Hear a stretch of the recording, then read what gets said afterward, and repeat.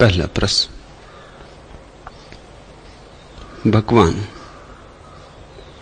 मैं प्रार्थना में बैठता हूं तो बस चुप रह जाता हूं। प्रभु से क्या कहूं, क्या न कहूं, कुछ भी सूझता नहीं। फिर सोचता हूं कि यह कैसी प्रार्थना, आप मार्ग दिखावें। प्रार्थना भाव है और भाव शब्द में बंधता नहीं। इसलिए प्रार्थना जितनी गहरी होगी उतनी निशब्द होगी। कहना चाहोगे बहुत पर कह न पाओगे। प्रार्थना ऐसी व्यवस्था है, ऐसी असहाय अवस्था है, शब्द भी नहीं बनते। आंसू झर सकते,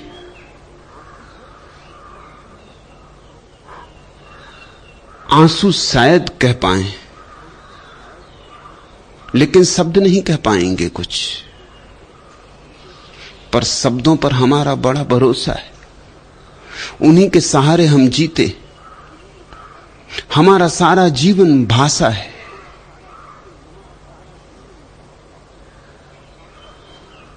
तो स्वभावतः प्रश्न उठता है कि परमात्मा के सामने भी कुछ कहें, जैसे कि परमात्मा से भी कुछ कहने की जरूरत है। हां, किसी और से बोलोगे तो बिना बोले न कह पाओगे। किसी और से संबंधित होना हो तो संवाद चाहिए। परमात्मा से संबंधित होना हो तो शून्य चाहिए, संवाद नहीं। वहां मौन ही भाषा है। जो कहने चलेगा चूक जाएगा, जो न कह पाएगा वही कह पाएगा। इसे खूब गहराई से हृदय में बैठ जाने दो, नहीं तो बस तोतों की तरह रटे हुए शब्द दोहराओगे। कोई गायत्री पढ़ेगा, कोई नमोकार पढ़ेगा, ओंठ तो दोहराते रहेंगे मंत्रों को, और भीतर कुछ भी ना होगा। क्योंकि भीतर कुछ होता तो ओंठ चुप हो जाते। भीतर कुछ होता तो कहां गायत्री, कहां नमोकार, कहां कुरान कब के खो गए होते। भीतर शून्य होता, शब्दों को पी जाता। भीतर शून्य होता, शब्द शून्य में लीन हो जाते। जब तक गायत्री न भूले, गायत्री पूरी न होगी। जब तक नमोकार याद रहा, तब तक नमोकार याद ही नहीं। जब तक कुरान की आयत तुम दोहराते रहे, तब तक जानना अभी कुरान के जगत से तुम्हारा संबंध नहीं हुआ। वह तो उतरता है शून्य में, वह तो बोलता है मौन में। परमात्मा से तो केवल एक ही नाता बन सकता है हमारा, एक ही सेतु, वह है चुप्पी का। परमात्मा और कोई भाषा जानता नहीं। जमीन पर तो हजारों भाषाएं बोली जाती हैं, फिर एक ही जमीन नहीं। वैज्ञानिक कहते हैं कम से कम 5000 जमीनों पर जीवन होना चाहिए, होना ही चाहिए। 5000 पर तो, इससे ज्यादा पर हो सकता है, कम पर नहीं। फिर उन जमीनों पर और हजारों हजारों भाषाएं होंगी। इन सारी भाषाओं को परमात्मा जानेगा भी तो कैसे जानेगा? एक ही भाषा तो विक्षिप्त करने को काफी होती। इतनी भाषाएं, एक अकेला परमात्मा, बहुत बोझिल हो जाएंगी। भाषा सामाजिक घटना है, भाषा नैसर्गिक घटना नहीं है। भाषा प्राकृतिक घटना नहीं है, मनुष्य की ईजाद है। बड़ी ईजाद है, महत्वपूर्ण ईजाद है, पर प्रार्थना के जगत में उसका कोई उपयोग नहीं। जैसे नाव को पानी में चलाओ तो ठीक, जमीन पर घसीटो तो पागल हो। नाव पानी में ठीक है, जमीन पर खींचोगे तो व्यर्थ बोझ ढोओगे।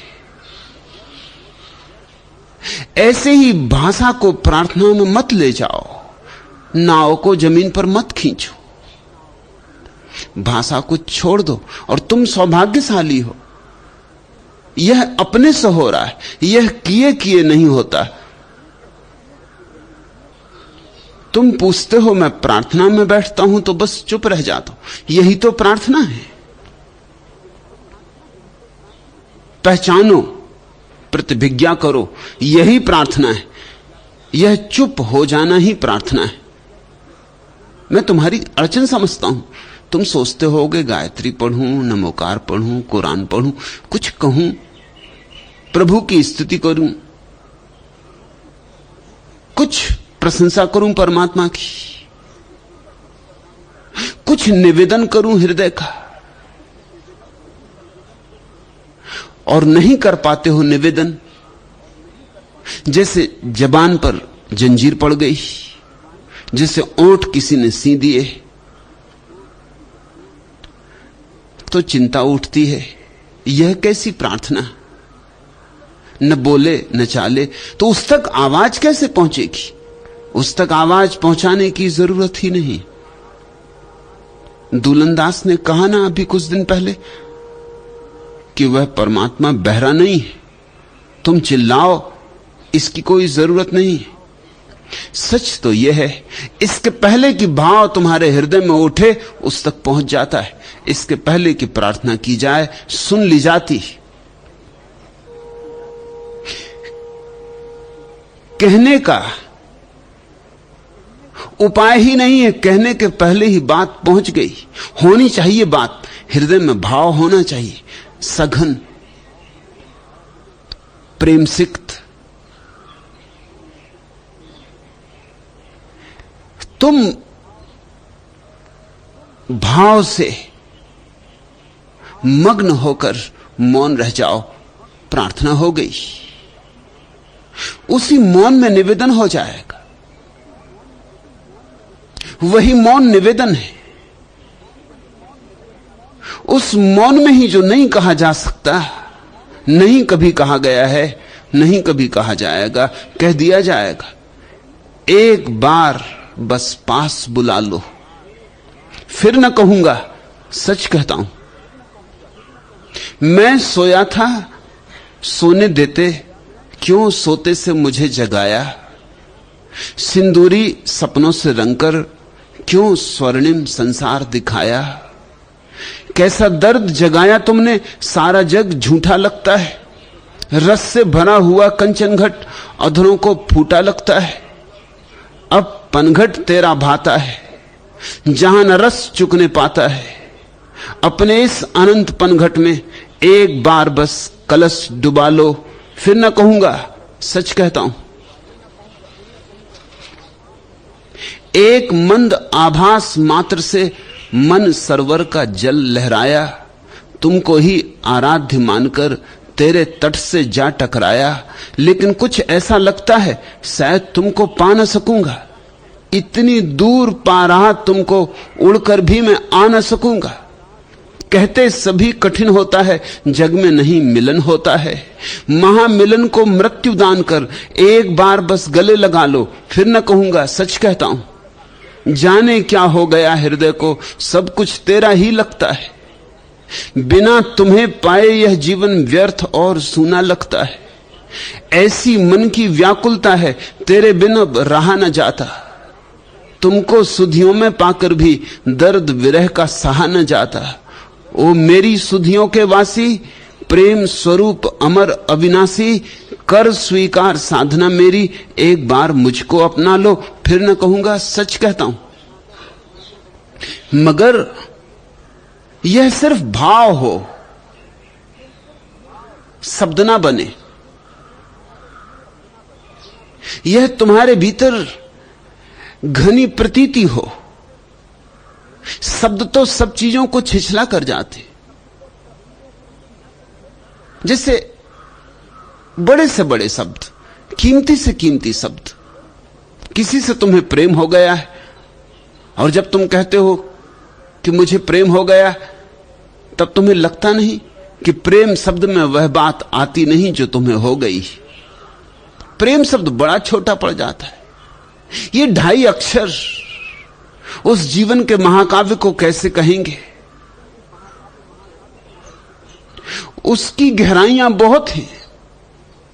प्रशांत महासागर की उतनी गहराई नहीं जितने हृदय में प्रेम की गहराई होती, और ना ही गौरी शंकर की उतनी ऊंचाई है जितनी हृदय में उठे हुए प्रेम के शिखर की ऊंचाई होती।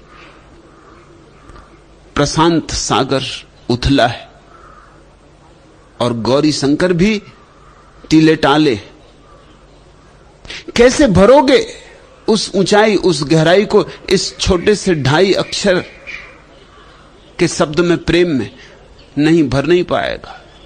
और फिर इसी प्रेम शब्द का उपयोग हम और 1000 चीजों के लिए भी करते। कोई कहता है मुझे आइसक्रीम से बड़ा प्रेम है, कोई कहता है मुझे मेरी कार से बहुत प्रेम है, और कोई कहता है मुझे धन से बहुत प्रेम है। यही प्रेम शब्द छिछली से छिछली बात के लिए उपयोग में आता है। यही प्रेम शब्द जब परमात्मा से तुम्हारी लगन जुड़ जाती तब भी उपयोग में आता है। अब आइसक्रीम और परमात्मा में क्या संबंध जोड़ पाओगे? कोका कोला में और मोक्ष में क्या संबंध जोड़ पाओगे? लेकिन कोका कोला से भी प्रेम है, मोक्ष से भी प्रेम है। हमारे शब्द बड़े थोड़े, बड़े छोटे, बड़े ओछे, बस काम चलाऊ है। ठीक है, लोक व्यवहार चल जाता है, लेकिन प्रार्थना कोई लोक व्यवहार नहीं है। प्रार्थना अंतर्निवेदन है, शब्द शून्य अस्तित्व के चरणों में समर्पण है। झुको, तुम्हारे झुकने में बात हो जाएगी। मौन हो जाओ, आंखों को बंद हो जाने दो, क्योंकि कुछ चीजें हैं जो खुली आंख से दिखाई पड़ती हैं और कुछ हैं जो सिर्फ बंद आंख से दिखाई पड़ती। कुछ चीजों के लिए बंद आंख ही खुली आंख है। और अगर आंसू झर उठे तो समझना तुमने फूल चढ़ा दिए उसके चरणों में। डोल उठो मस्ती में, जैसे कोई शराब पिए हो कि पैर कहीं पड़े कहीं रखो, तो समझना कि बात हो गई। आंखों में एक लाली छा जाए, एक मादकता छा जाए, जीवन रस विभोर होने लगे, प्राणों के पंछी पंख तड़फड़ाने लगे, उड़ने की तैयारी होने लगे। मगर यह सब निशब्द है, इसमें शब्द की कहीं कोई आवश्यकता नहीं। और तुम चकित होगे, जब तुम्हारे भीतर एक भी शब्द नहीं बनता तो सारा अस्तित्व तुम में कुछ उंडेलने लगता है, क्योंकि तुम खाली गागर हो जाते हो। खाली गागर हो जाना प्रार्थना है, और तब सागर उतर आते, फिर गागर में भी सागर समा जाते, फिर बूंद में भी समुद्र उतर आते। कबीर ने कहा है, हेरत हेरत हे सखी रहा कबीर हेराई, बूंद समानी समुद्र में शौकत हेरी जाई। लेकिन फिर दूसरे दिन सुधार कर दिया, दूसरे दिन थोड़ी सी बात बदल दी और गजब की बात कर दी, जरा सी बदलाहट,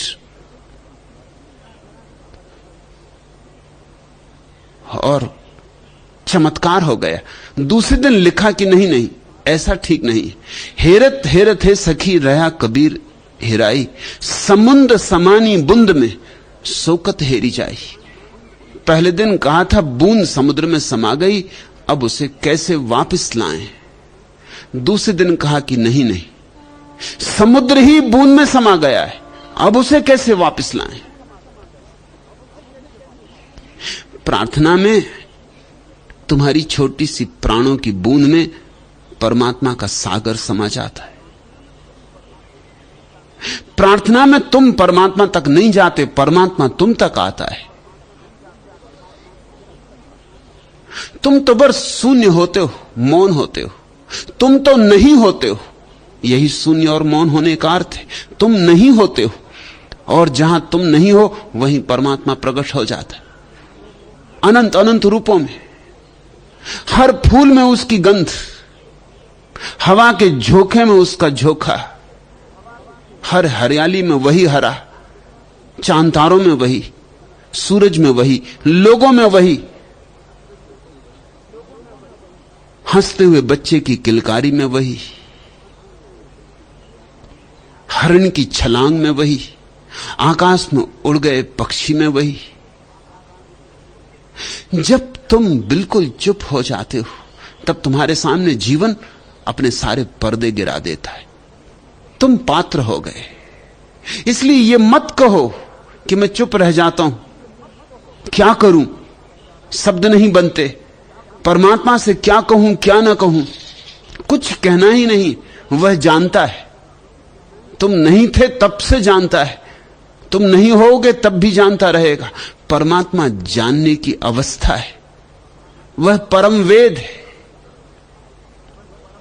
तुम चुप हो जाओ, तुम सन्नाटे में डूब जाओ, तुम मिट जाओ, तुम ना हो जाओ, और फिर देखो चमत्कार, फिर देखो घटते परमात्मा को चारों ओर।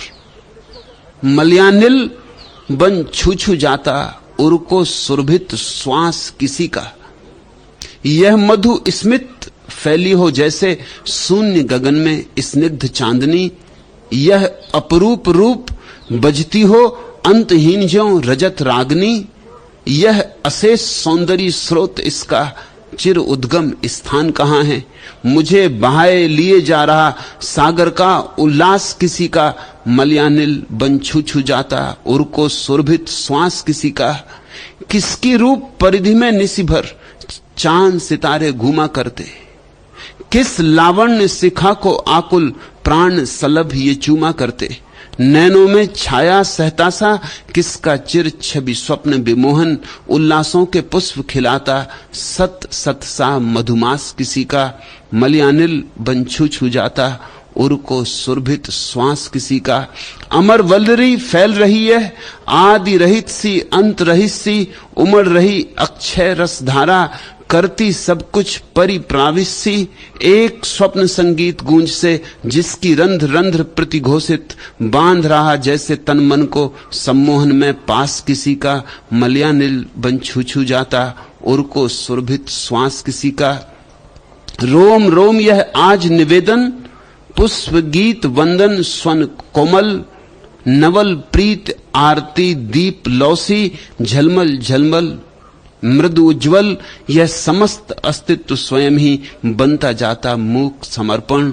चिर अमृतत्व दिए जाता है मुझे अमृत में हास किसी का। मलयानिल बन छू छू जाता, उर्को सुरभित श्वास किसी का। चुप हो जाओ, तुम्हें उसकी श्वासें छूती हुई मालूम पड़ेंगी। चुप हो जाओ, तुम्हें उसकी धड़कन सुनाई पड़ेगी। चुप हो जाओ, तुम्हें उसके पैरों की आहट पास आती मालूम होने लगेगी। मुझसे पूछते हो आप मार्ग दिखावें, मार्ग समझावें। तुम मार्ग पर हो, बस इस पर ही टिको। न शब्द बनाओ, न भाषा को बीच में लाओ। भाषा पहाड़ की तरह खड़ी हो जाती भक्त और भगवान के बीच में। मनुष्यों से बोलना हो तो भाषा की जरूरत है, परमात्मा से बोलना हो तो भाषा की कोई भी जरूरत नहीं।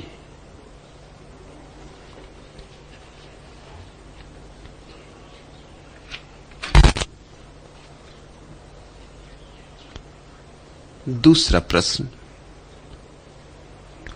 भगवान मैं सन्यास तो लेना चाहता हूं पर संसार से बहुत भयभीत हूं।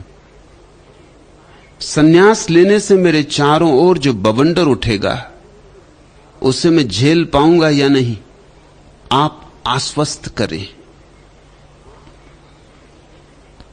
सन्यास का अर्थ है असुरक्षा में उतरना। सन्यास का अर्थ है अज्ञात में चरण रखना। सन्यास का अर्थ है जाने माने को छोड़ना, अनजाने से प्रीति लगाना। आश्वस्त तो तुम्हें कैसे करूं, बवंडर तो उठेगा, मेरा आश्वासन झूठा होगा। मैं तो इतना ही कह सकता हूं कि बवंडर निश्चित उठेगा, उठना ही चाहिए। अगर ना उठे तो सन्यास पकेगा कैसे? जैसे धूप ना निकले और सूरज ना आए तो फल पकेंगे कैसे? आंधी ना उठे, तूफान ना उठे तो वृक्षों की रीढ़ टूट जाएगी। आंधी और तूफान के झोंके सहकर ही वृक्ष सुदृढ़ होता है। बवंडर तो उठेगा, इतना ही आश्वस्त कर सकता हूं कि बिल्कुल निश्चित रहो, जरा भी चिंता ना करो, बवंडर उठेगा ही। और तुमने जितना सोचा है उससे बहुत ज्यादा उठेगा और उठता ही रहेगा। ऐसा नहीं कि आज उठा और कल शांत हो जाएगा। तुम जब तक जियोगे बवंडर उठता ही रहेगा और बवंडर रोज बड़ा होता जाएगा। सन्यास की परिपक्वता ही तब होती है, चुनौतियों में ही आत्मा का जन्म होता है। जितनी बड़ी चुनौतियां हो उतनी बड़ी आत्मा का जन्म होता है। आत्मा ऐसे ही नहीं पैदा होती। अपने को बचाए रखो सुरक्षित सब तरह से तो आत्मा नहीं पैदा होगी, तुम्हारे भीतर एक फुसफुसापन पैदा होगा। संघर्ष में तुम्हारे भीतर कुछ सघन होगा, संघर्ष में तुम्हारे भीतर कुछ सबल होगा। इसलिए जो बवंडर उठाएंगे वो शत्रु नहीं है, मित्र है। मित्र ही उठाएंगे, शत्रु मत समझ लेना उन्हें, वे तुम्हारे मित्र हैं। गालियां पड़ेंगी, पत्थर भी पड़ सकते हैं, लेकिन सौभाग्य मानना, उस सबको वरदान मानना, परमात्मा का प्रसाद मानना। ऐसे ही कोई व्यक्ति आत्मवान बनता है। लोगों की बड़ी अनुकंपा है कि जब भी वे देखते हैं कहीं आत्मा का जन्म हो रहा है तो सब तरफ से सहयोग करते हैं। फिर जैसा वो सहयोग कर सकते हैं वैसा करते, जैसा जानते हैं वैसा करते, मगर तुम्हारे अहित में नहीं। तुम पूछते हो मैं सन्यास तो लेना चाहता हूं पर संसार से बहुत भयभीत हूं। अगर सन्यास ऐसा हो कि जिसमें जरा भी भय न मालूम पड़े तो उसे लेने का प्रयोजन क्या होगा? वह एक नई सुरक्षा होगी, एक नया बैंक बैलेंस होगा। नहीं, अड़चनें आएंगी, बहुत आएंगी, कल्पनातीत अड़चनें आएंगी। जिन दिशाओं से तुमने कभी ना सोचा था कि अड़चनें आ सकती, उन दिशाओं से आएंगी। जिन्हें तुमने अपना माना है उनसे आएंगी। और ध्यान रखना, नाराज ना होना, रुष्ट ना होना, बेचैन ना होना, अशांत ना होना, क्रुद्ध ना होना, क्योंकि अंत में तुम पाओगे कि उन्हीं सब चुनौतियों ने तुम्हें जीवन दिया, जीवन को निखार दिया, धार दी, तुम्हारी प्रतिभा को चमकाया। जो धार नहीं रुकती है चट्टानों से भी, सागर केवल उसका अभिनंदन करता है। कागज की बनी नाव केवल 2 क्षण पानी पर चलती है, जो बिना तेल जलती बाती वह केवल 2 क्षण जलती है। तूफान घुमड़कर जब चलता, बुझ जाते अनगिन दीप जले। जो जलते केवल जलने को, वे दब जाते अंधियार तले। जो दीप नहीं बुझते हैं तूफानों में भी, उजियारा उनकी बाती बनकर जलता है। जो पांव नहीं रुकते हैं व्यवधानों में भी, पर्वत केवल उनके आगे ही झुकता है। चलना गिरना फिर से चलना, उन्नति सोपानों का क्रम है। चलते चलते ही मिट जाना, जीवन का पावन संगम है। उसका पौरुष ही पुण्यधाम, जिसकी सांसों में तीरथ है। जिसमें निश्चय का तेजपुंज, गंगा का वही भगीरथ है। हर लक्ष्य उसी के लिए बना, जो तप करता विश्वासों का। हर फूल उसी की माला है, जो दास नहीं मधुमासों का। जो साहस का प्रतिबिंब न दे, वह केवल दर्पण का पट है। जिसके अधरों पर प्यास नहीं, वह पनघट केवल मरघट है। जो प्यास नहीं बुझती है मिट जाने पर भी, अमृत केवल उसके अधरों को मिलता है। कीमत चुकानी होती, और जितने बड़े सत्य को खोजने चलोगे, उतनी अधिक कीमत चुकानी पड़ेगी। सत्य मुफ्त नहीं मिलता।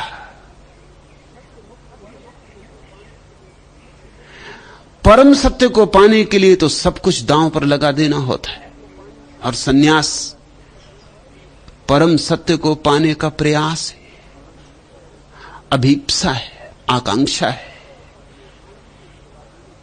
अनंत को अपने आंगन में बुला लेने की अभीप्सा है, प्रार्थना है। विराट को अपने प्राणों में समा लेने की तैयारी करनी होगी, जुआरी होना होगा। व्यवसायी सन्यासी नहीं हो सकता, जो दो दो कौड़ी का हिसाब लगाए और जो सदा लाभ ही लाभ की सोचे, वह सन्यासी नहीं हो सकता। यह तो दांव की बात है। इसलिए मैं फिर कहता हूं, जुआरी ही सन्यासी हो सकता है, जो सब दांव पर लगा दे, इस पार या उस पार। तुम कहते हो सन्यास लेना चाहता हूं, लेना चाहते हो तो लो। व्यवधान तो होंगे, अड़चन तो होगी।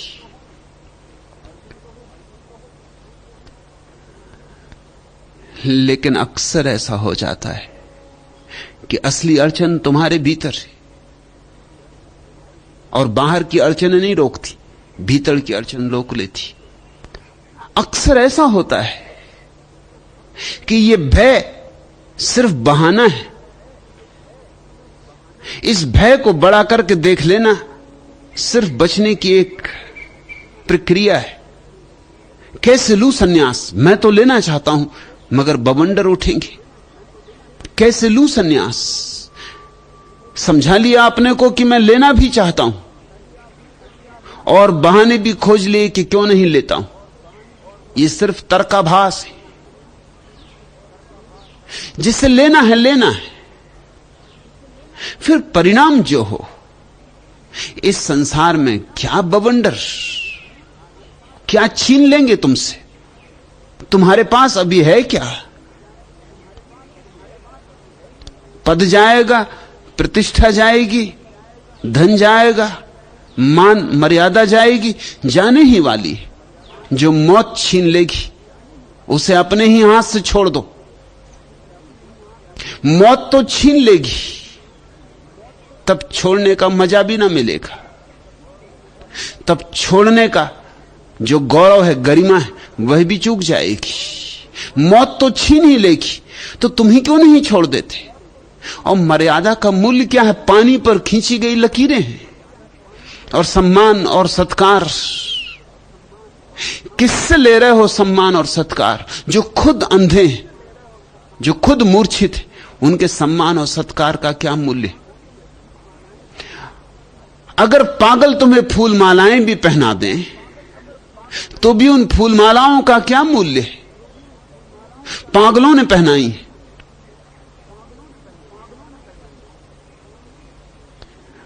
बुद्धिमान, कोई बुद्ध पुरुष प्रेम से तुम्हारी ओर देख भर दे एक बार, उतना काफी है। सारे संसार के द्वारा फूल मालाएं चढ़ाई जाएं तो भी व्यर्थ है। जिन्हें खुद अपना पता नहीं, वे तुम्हारा क्या सम्मान करेंगे? वे सम्मान कर रहे हैं किसी पारस्परिक लेन देन के हिसाब से। सम्मान के द्वारा वे तुम्हारे पैरों में बेड़ियां डाल रहे हैं, हाथों में जंजीरें डाल रहे हैं। सम्मान के द्वारा तुम्हें बांध रहे हैं। और सन्यास स्वतंत्रता है। सन्यास घोषणा है इस बात की कि मैं अपने जीवन को अपने ढंग से जीऊंगा। मैं वैसे जीऊंगा जैसी मेरी अंतः प्रेरणा होगी। मैं दूसरों की मान के ना जीऊंगा, मैं दूसरों का अनुकरण करके ना जीऊंगा। मेरा जीवन एक अभिनय मात्र नहीं होगा, मेरा जीवन प्रामाणिक होगा, मेरा होगा, मेरी निजता से जन्मेगा, स्वतः स्फूर्त होगा। और सन्यास का क्या अर्थ है? अपने ढंग से जीऊंगा ताकि परमात्मा के सामने जब जाऊं तो यह कह सकूं कि तुमने जो प्रेरणा मुझे दी थी उसके ही अनुसार जिया हूं, झुका नहीं, समझौता नहीं किया। और जिस दिन तुम जानोगे उस दिन तुम चकित होगे कि बवंडर, तूफान, विरोध सब तुम्हें सहारा दे गए। मुझको फूलों से प्यार नहीं, मैं कांटों का दीवाना हूं। मैं जलने वाला दीप नहीं, जलने वाला परवाना हूं। सुख हो अधरों को प्यास नहीं, दुख का मन को आभास नहीं। आशाएं सब पूरी होंगी ऐसा मुझको विश्वास नहीं। मैं जीवन को सुंदर बुनता कर्मों का ताना बाना हूं। जो बंध न सके वह धारा हूं, जो उठ न सके वह पारा हूं। मानवता प्रेम शांति के हित मैं महाक्रांति का नारा हूं। जिसको न रोक पाए पर्वत ऐसा राही मस्ताना हूं। मिट जाऊं ऐसा बीज नहीं, बिक जाऊं ऐसी चीज नहीं। सबकी मनचाही जो कर दे वह तांबे की ताबीज नहीं। मैं अपनी मस्ती में डूबा अनगाया एक तराना हूं। सन्यास का अर्थ है ऐसी घोषणा कि मैं अपना गीत गाऊंगा, मैं उधार गीत ना गाऊंगा, कि मैं अपना जीवन जीऊंगा, कि मैं किसी का अनुकरण नहीं करूंगा, कि मैं चलूंगा पगडंडी पर, राजपथों पर नहीं। राजपथों पर भीड़ें चलती, भीड़ें सदा भेड़ों की होती। मैं अपना मार्ग बनाऊंगा, मैं परमात्मा को अपने ढंग से खोजूंगा। चाहे भटकूं, चाहे देर लगे, मगर खुद अपनी पगडंडी बनाकर पहुंचूंगा। फिर मजा और है। जो परमात्मा की तरफ अपनी ही पगडंडी बनाकर पहुंचता है उसके आनंद की सीमा नहीं है। और भीड़ न तो कभी पहुंचती, न कभी पहुंच सकती है। सिंहों के लिए खुलता है द्वार, भेड़ों के लिए नहीं।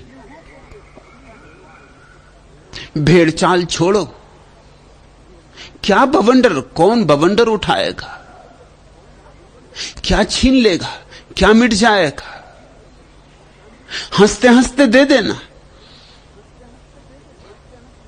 अगर सन्यास लेने की आकांक्षा उठी तो किसी कीमत पर झुको मत। हां, आकांक्षा ही ना उठी हो तो किसी कीमत पर लेना मत। कोई लाख कहे, मैं लाख कहूं, भूल कर मत लेना, क्योंकि मेरे कहे लोगे तो भेड़ हो गए। अपनी आकांक्षा से लोगे तो सिंह की गर्जना तुम्हारे भीतर होगी। जरा सा फर्क है, इतना बारीक फर्क है कि दिखाई भी नहीं पड़ता। मेरे कहे से लिया तो व्यर्थ हो गया, अपनी बूझ से, अपनी सूझ से लिया, अपनी अंतः प्रज्ञा से लिया तो क्रांति घटी। अपो दीपो भव, अपने दिए खुद बनो। दूसरों की उधार रोशनी में कितने तो चले, पहुंचे कहां? शास्त्रों की मानकर, संतों की मानकर कितने कितने जन्मों से तो तुम भटकते हो। उपलब्धि क्या है? खाली के खाली हो, प्राण भरे नहीं, फूल खिले नहीं, फल लगे नहीं, पंख खुले नहीं, खाली ही नहीं हो, कारागृह में भी पड़े हो। दूसरों की मान के जिंदगी सींचों में बंद हो गई। मेरी मान के सन्यास मत ले लेना। मैं लाख कहूं, मेरी मौज है, मैं कहता हूं। तुम्हारी मौज हो तब लेना, जब तुम्हारी मौज और मेरी मौज का मिलना हो तो मिलन है।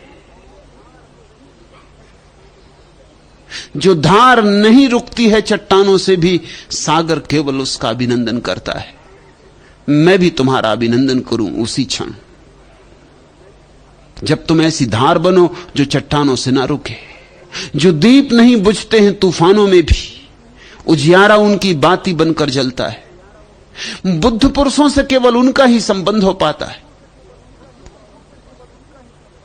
जो दीप नहीं बुझते हैं तूफानों में भी। नहीं तो लोगों के पास आत्माएं ही नहीं, लोग नपुंसक हैं। उनके भीतर न गौरव है, न गरिमा है, न तेज है, न दीप्ति है, न बुद्धिमत्ता है। बुद्धिमत्ता दूसरों की मानकर कभी पैदा भी नहीं होती। एक छोटे स्कूल में शिक्षक ने एक विद्यार्थी से पूछा, चूंकि विद्यार्थी के घर में भेड़ें हैं, उसने उसके योग्य प्रश्न बनाया कि तुम्हारी बगिया के भीतर 10 भेड़ें, एक छलांग लगा के बाहर निकल गई तो कितनी भेड़ें पीछे बचेंगी? उस छोटे बच्चे ने कहा, एक भी भेड़ पीछे नहीं बचेगी। उस शिक्षक ने कहा कि तुझे गणित आता है कि नहीं? उसने कहा, गणित मुझे आता हो या ना आता हो, भेड़ों को मैं अच्छी तरह जानता हूं। अगर एक भेड़ कूद गई तो सारी भेड़ें कूद जाएंगी। और भेड़ों को भी आपका गणित नहीं आता है। मेरी भेड़ों से पहचान है। लोग ऐसे ही चल रहे हैं। हिंदुओं की जमात, मुसलमानों की जमात, जैनों की जमात। तुम अपनी मर्जी से सम्मिलित हुए हो तो बात और, तुम जन्म के कारण सम्मिलित हो गए तो बात और। संयोग है कि तुम किसी घर में पैदा हुए, कि मुसलमान, कि हिंदू, कि जैन बने,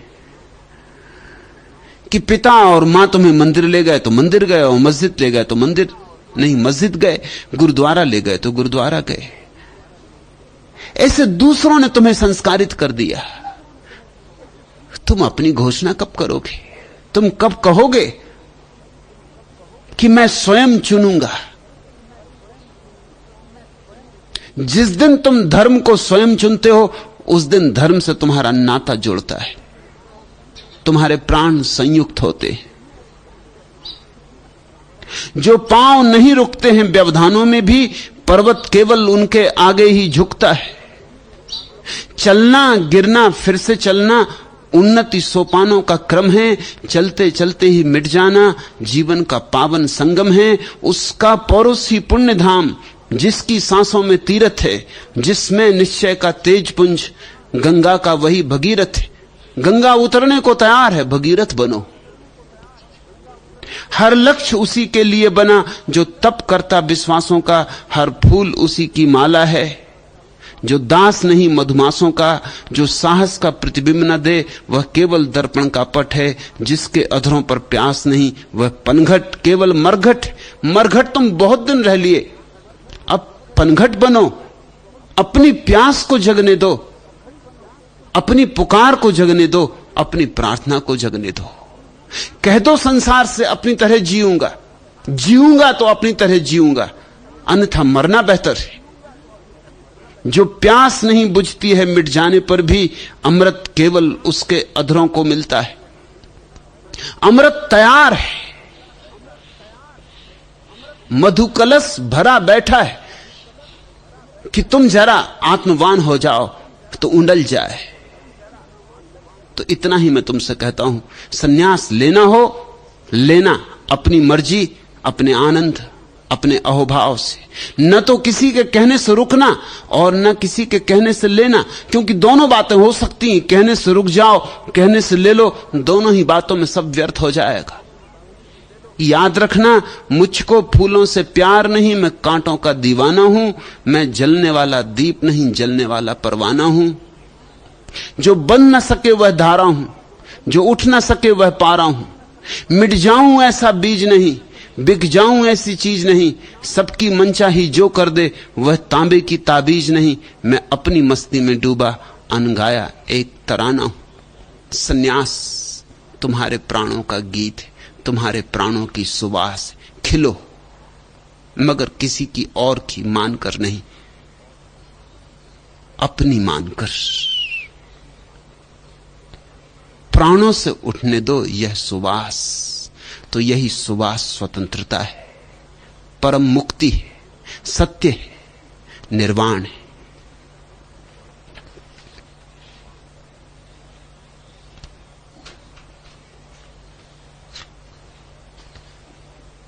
तीसरा प्रश्न, संत सदियों से गाते रहे गीत शाश्वत के, सनातन के। यह गंगा अखंड बहती रही है। मैं सोचकर ही चमत्कृत हो उठता हूं, इतनी सृजनात्मकता का स्रोत कहां है। संत सदियों से नहीं गाते रहे, संतों से सदियों से एक ही गाता रहा है। संत नहीं, परमात्मा ही गाता रहा है। जब तक संत गाए तब तक कवि, जिस दिन संत से परमात्मा गाए उस दिन ऋषि।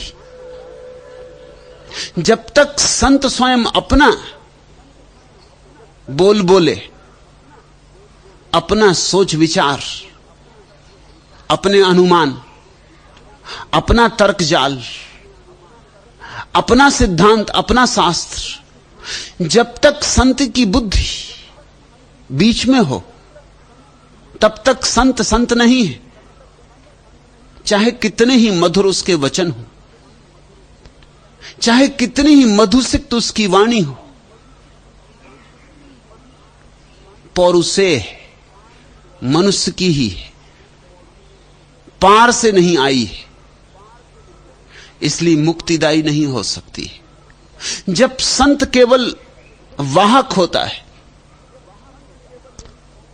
केवल बांस की पोली पोंगरी होता है, परमात्मा के ओंठ पर रखी हुई। तुम्हें तो सुनाई पड़ते हैं गीत बांसुरी से ही आते हुए, मगर गीत परमात्मा के होते। जब संत स्वयं नहीं बोल रहा होता, स्वयं शून्य हो गया होता है और परमात्मा को बोलने देता है, तब वेद का जन्म होता है, उपनिषद का जन्म होता है, गीता का, कुरान का जन्म होता है, बाइबल का जन्म होता है। तब बड़े अद्भुत गीत उतरते। मगर संत के उन पर हस्ताक्षर नहीं होते, उन पर हस्ताक्षर परमात्मा के होते। तो पहली बात, संत तो बहुत हुए लेकिन गायक एक, बांसुरियां बहुत लेकिन बांसुरी वादक एक है। दूसरी बात, वे जो गीत शाश्वत के और सनातन के हैं, मनुष्य गा भी नहीं सकता। मनुष्य तो क्षण भंगुर है। क्षण भंगुरता में कैसे शाश्वत का गीत उठेगा। मनुष्य तो मिटे तो ही शाश्वत का गीत बन सकता है। मनुष्य भूल ही जाए कि मैं हूं, उस विस्मृति में ही शाश्वत समय में झलकता है। भक्त वही है जो भगवान की भक्ति में मस्त हो जाए, ऐसा कि भूल जाए, जैसे शराबी भूल जाए। भूल जाए सारा संसार, न और की सुध रहे न अपनी सुध रहे, ऐसे मस्ती की अवस्था में शाश्वत और सनातन निश्चित गाता है, जरूर उतर आता है।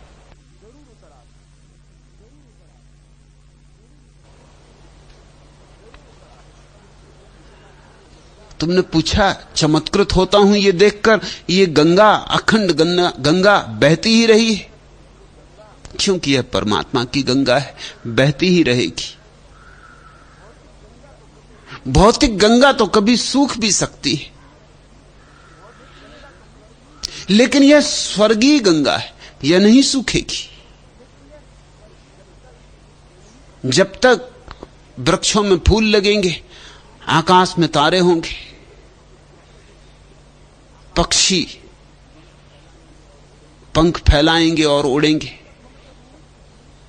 तब तक जब तक मनुष्य है और मनुष्य के भीतर अनंत को पाने की अभीप्सा जगती रहेगी, और जब तक प्रार्थना उठती रहेगी, तब तक कहीं ना कहीं किसी कोने में, पृथ्वी के किसी हिस्से में तीर्थ बनता रहेगा, काबा निर्मित होता रहेगा।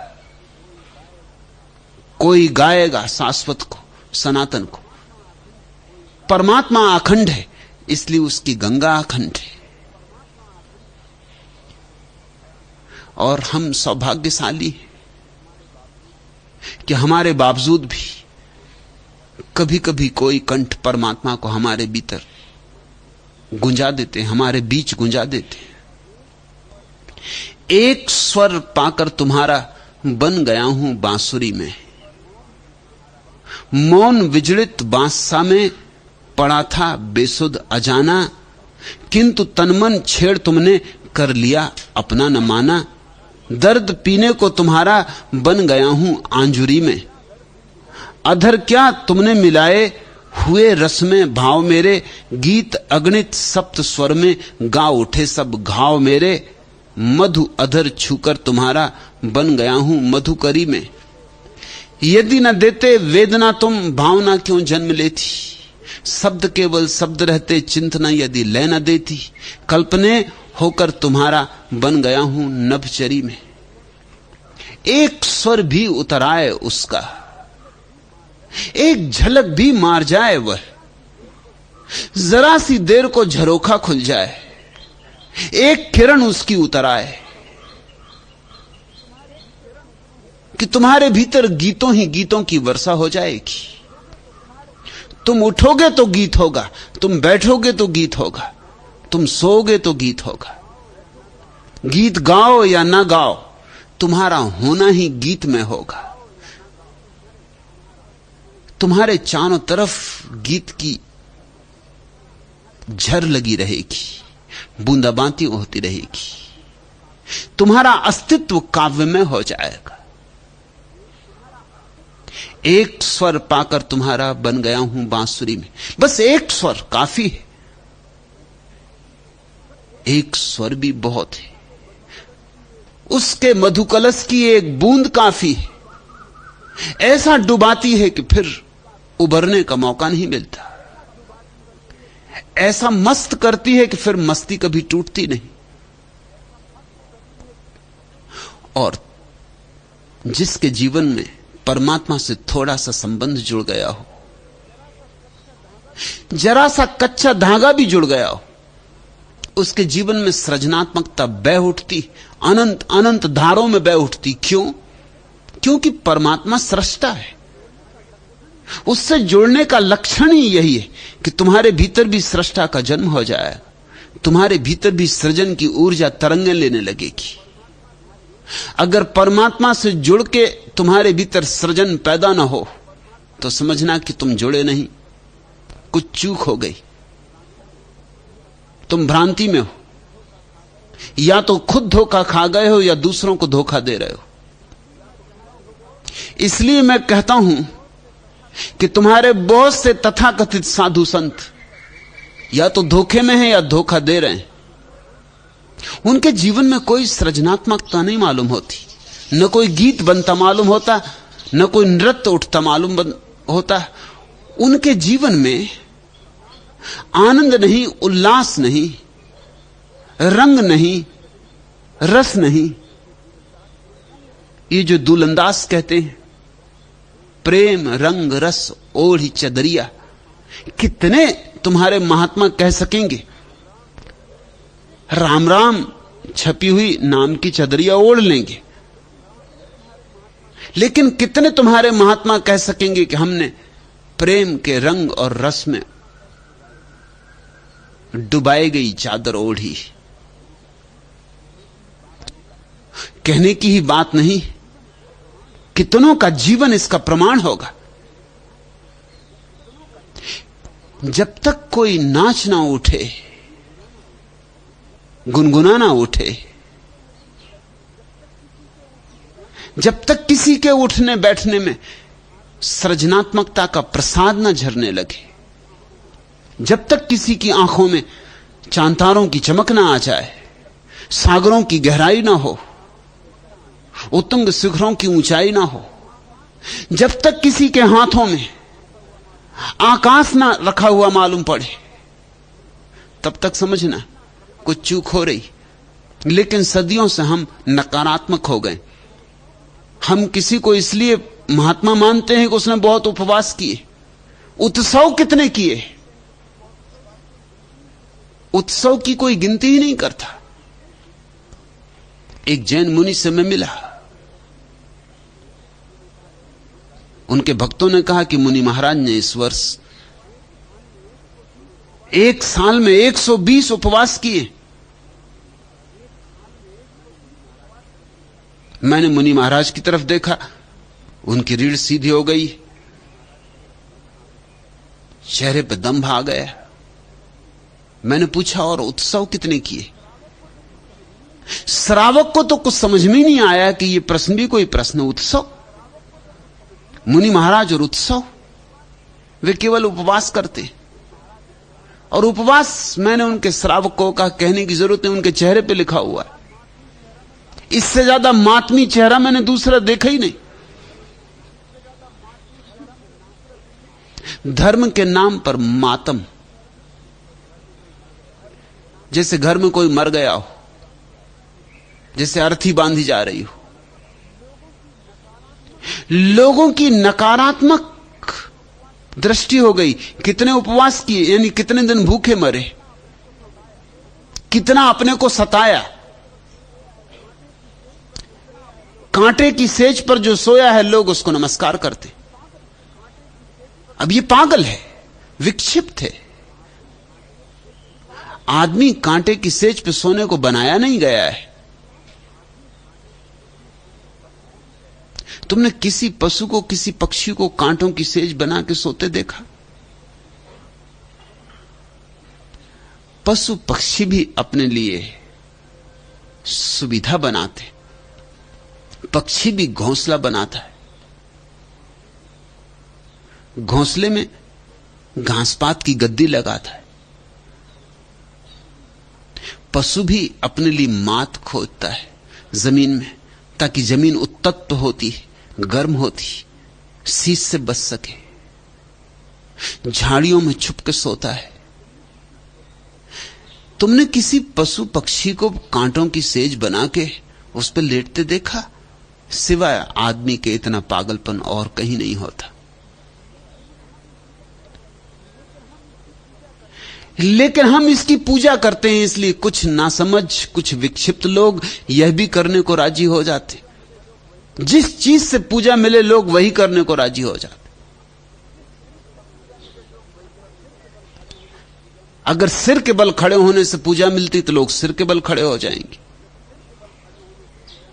हालांकि सिर के बल ज्यादा देर खड़ा होना खतरनाक है।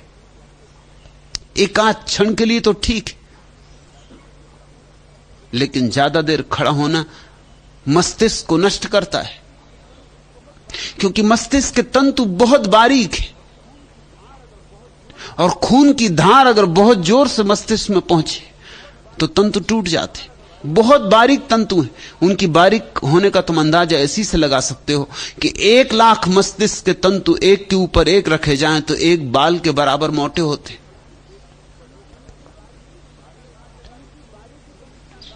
उनकी बारीकी तुम इससे अंदाज लगा सकते हो, इस छोटी सी खोपड़ी में 7 अरब तंतु है। जमीन की जनसंख्या कम है, अभी 4 अरब है। तुम्हारे भीतर मस्तिष्क की जनसंख्या बड़ी है, 7 अरब।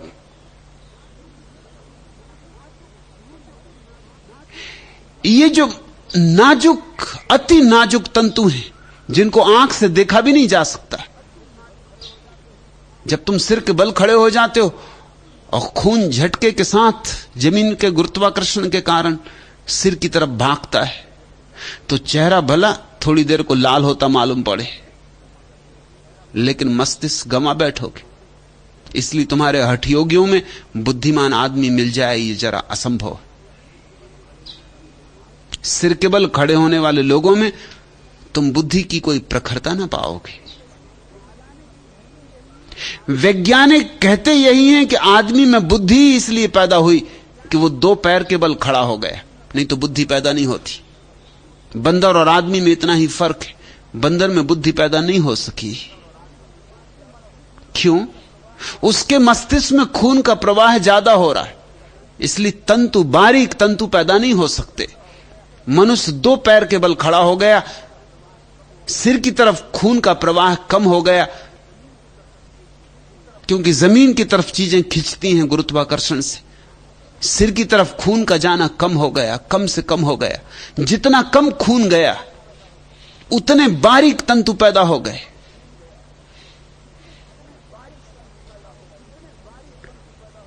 जितने बारीक तंतु पैदा हो गए उतनी सूक्ष्म प्रतिभा का जन्म हुआ, अभिव्यक्ति हुई। लेकिन अगर सिर के बल खड़े होने वाले लोगों को लोग सम्मान देते हो तो लोग सिर के बल खड़े हो जाएंगे। सिर गंवा देंगे, बुद्धि खो देंगे, मगर सम्मान मिल जाएगा। कोई अपने को कोड़े मार रहा है, कोई धूप में नंगा खड़ा है, कोई शीत में नंगा खड़ा है, कोई जाके जब बर्फ पड़ रही हो तब बर्फ में नंगा खड़ा है। इन सबको हम सम्मान देते हैं। ये असृजनात्मकता को सम्मान देना है, और इसका परिणाम यह हुआ है कि धर्म के नाम पर विक्षिप्त लोगों की भीड़ें इकट्ठी हो गई। उनको देखना हो तुम कुंभ के मेले में चले जाना, एक से एक ज्यादा विक्षिप्त लोगों के समूह तुम देखोगे। सब तरह के पागल, जिनको पागलखानों में होना चाहिए, जिनकी मानसिक चिकित्सा होनी चाहिए, लेकिन वे सब तुम्हारे महात्मा हो गए। धर्म की हमें मौलिक व्याख्या बदलनी चाहिए। धर्म की हमें कसौटी ही सृजनात्मकता से करनी चाहिए, विधायक, नकारात्मक नहीं। किसने जीवन को कितना सौंदर्य दिया है, यह कसौटी होनी चाहिए। किसने जीवन को कितने गीत दिए, कितना उत्सव दिया, किसने जीवन को कितना प्रेम दिया और प्रेम की संभावना दी। अगर तुम जिंदगी को थोड़ा सा सुंदर छोड़ जाओ जैसा तुमने पाया था, तो मैं तुम्हें धार्मिक कहूंगा। तुम जरा सा और रंग दे जाओ जिंदगी को, एकांत फूल और खिला जाओ, तो मैं तुम्हें धार्मिक कहूंगा। जिंदगी में कुछ जोड़ जाओ, एक राग और, एक मल्हार और, मैं तुम्हें धार्मिक कहूंगा। क्योंकि तुम जब भी कुछ सृजन करते हो तभी तुम परमात्मा से जुड़ गए होते हो, या जब तुम परमात्मा से जुड़ गए होते हो तभी तुम्हारे भीतर सृजनात्मकता का जन्म होता है।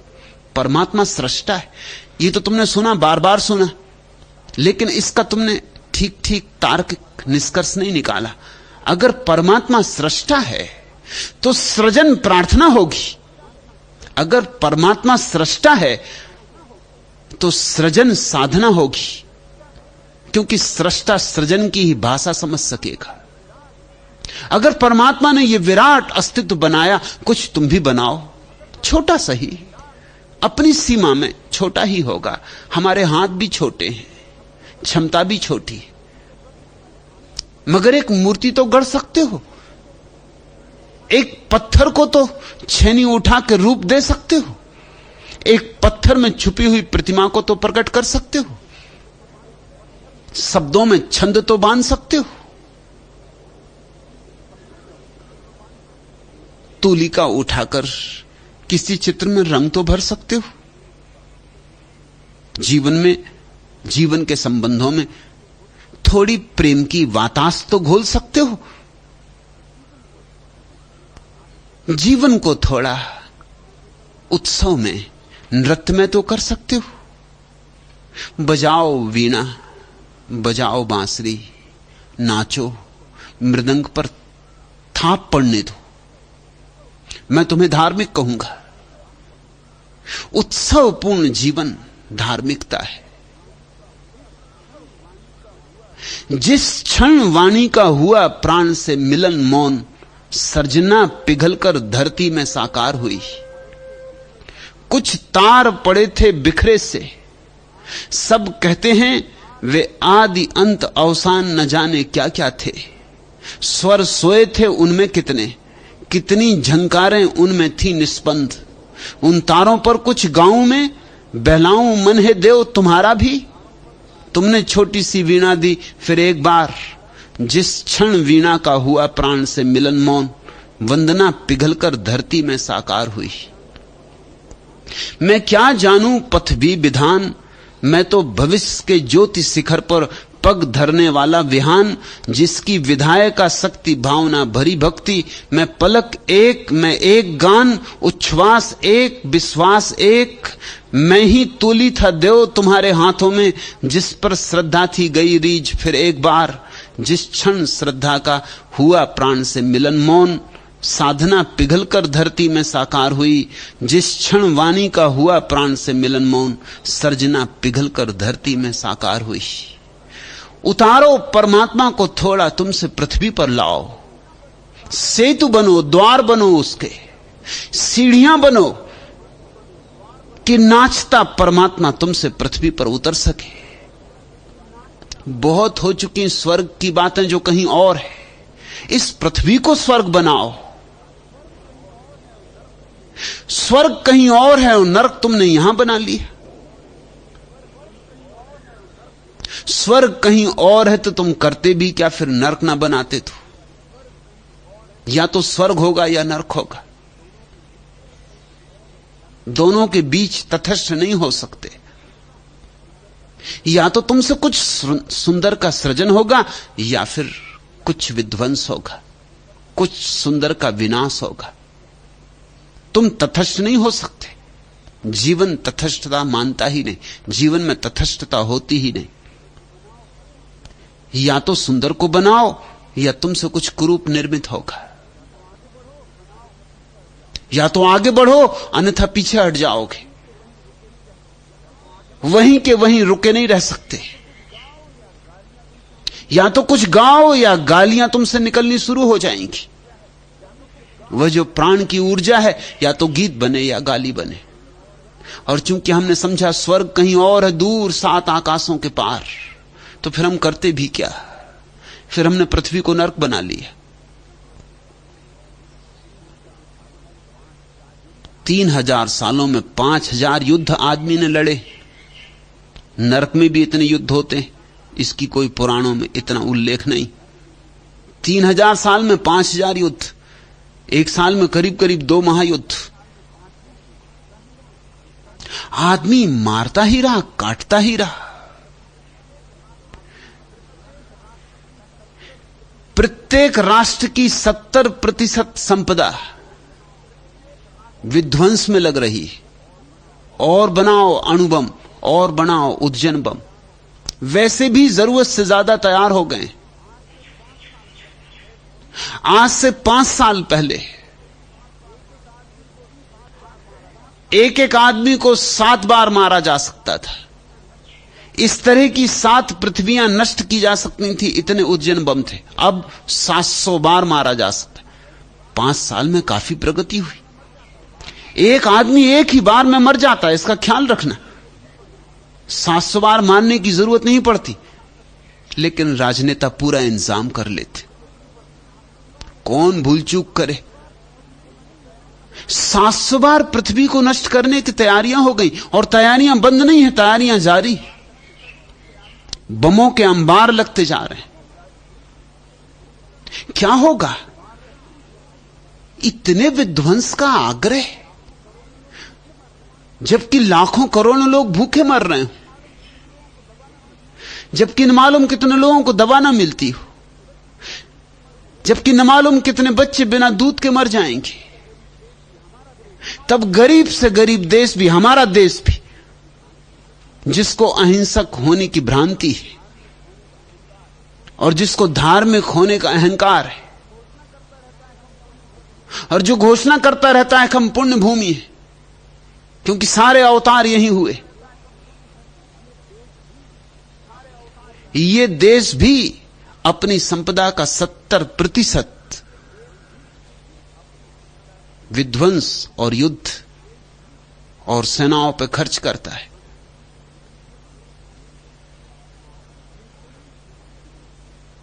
यह कैसी विक्षिप्तता है? आदमी को क्या हो गया है?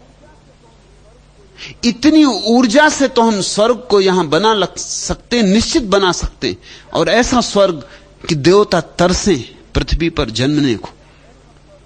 कथाएं कहती हैं कि देवता पुराने दिनों में तरसते थे। मुझे लगता नहीं, क्योंकि पुराने दिन में भी हालात यही थे, शायद इससे बदतर थे, बेहतर तो नहीं थे। राम और रावण भी ऐसे ही लड़ रहे थे। और ध्यान रखना, जो जीत जाता है इतिहासकार उसके पक्ष में लिखते। अगर रावण जीत गया होता तो तुम राम के पुतले जला रहे होते, क्योंकि इतिहास तब रावण लिखवाता। अगर हिटलर जीत गया होता तो थोड़ा सोचो, इतिहास कौन लिखवाता, कैसा लिखा जाता। मुकदमे फिर भी चलते, जिसने न्यूरेमबर्ग में मुकदमे चले वैसे ही कहीं मुकदमे चलते, लेकिन उन मुकदमों में जो जिन पर मुकदमे चलते वो होते रूजवेल्ट, चर्चिल, ट्रूमैन, स्टालिन, इन लोगों पर मुकदमे चलते। इतिहास फिर भी लिखा जाता, मगर चूंकि इतिहास हिटलर लिखवाता, इतिहास कुछ और ही होता। हिटलर होता उद्धारक, मनुष्य जाति को बचाने वाला, पापियों से उद्धार करने वाला। युद्ध उस दिन भी होते थे, महाभारत उस दिन भी हुए, विध्वंस उस दिन भी जारी था। लोग इतने ही बेईमान थे, लोग इतने ही चोर थे, लोग इतने ही दुष्ट थे जितने आज, जरा भी कम नहीं थे।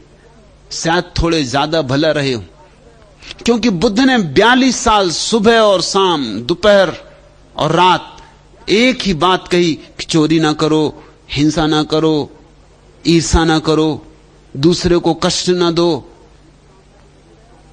लोग जरूर यही कामों में लगे रहे होंगे, नहीं तो बुद्ध क्यों 42 साल तक? दिमाग खराब था। महावीर भी 40 साल तक यही लोगों को समझाते रहे, हिंसा ना करो। जरूर लोग हिंसा में रत होंगे, चोरी ना करो, बेईमानी ना करो। जैनों के 5 महाव्रत, आखिर चोरों की दुनिया में ही अचोरी का सिद्धांत पैदा होता है, और पापियों की दुनिया में पुण्य की बातें करनी पड़ती। और तुम जरा सोच के कहा करना कि सारे अवतारों का जन्म यही हुआ। उसका कारण यह हो सकता है कि सबसे ज्यादा उपद्रवी आदमी यहां थे, क्योंकि जहां बहुत लोग बीमार होते हैं वहां चिकित्सकों को आना पड़ता। तुम्हारे मोहल्ले में भी अगर किसी घर में रोज चला आ रहा है डॉक्टर और रोज चले आ रहे हैं वैद्य और हकीम, तो क्या तुम सोचते हो उस घर के लोग बड़े स्वस्थ हैं? जहां इतने हकीम, सब हकीम और सब वैद्य और सब चिकित्सक आते, और वो घर का आदमी बाहर आके डींग मारे कि ये पुण्य भूमि है। ऐसा एक हकीम नहीं जो यहां ना आया हो, ऐसा एक वैद्य नहीं जो यहां ना आया हो, ऐसा एक डॉक्टर नहीं जो यहां ना आया हो, सब यहीं पलते। वैसा ही तुम्हारा दावा है। इतने अवतार आए, आना पड़ा। कृष्ण कहते हैं ना गीता में कि जब जब धर्म की हानि होगी मैं आऊंगा। तो तुम्हारे देश में धर्म की हानि कितनी बार नहीं हो चुकी होगी, इसका हिसाब लगाया? इतनी बार कृष्ण को आना पड़ा, फिर भी तुम पुण्य भूमि अपने को माने चले जाते हो। नहीं, अब तक पुण्य भूमि कहीं नहीं बन सकी, धर्म भूमि कहीं नहीं बन सकी, क्योंकि धर्म भूमि बनने का विज्ञान ही नहीं बन सका। धर्म को सृजनात्मकता दो, धर्म को विधायक करो, धर्म को जीवन विरोध से बचाओ, जीवन के प्रेम में लगाओ। प्रेम रंग रस ओढ़ चदरिया, धर्म को चादर बनाओ, प्रेम की, रंग की, रस की। सारे इंद्रधनुष उस चादर पर हों,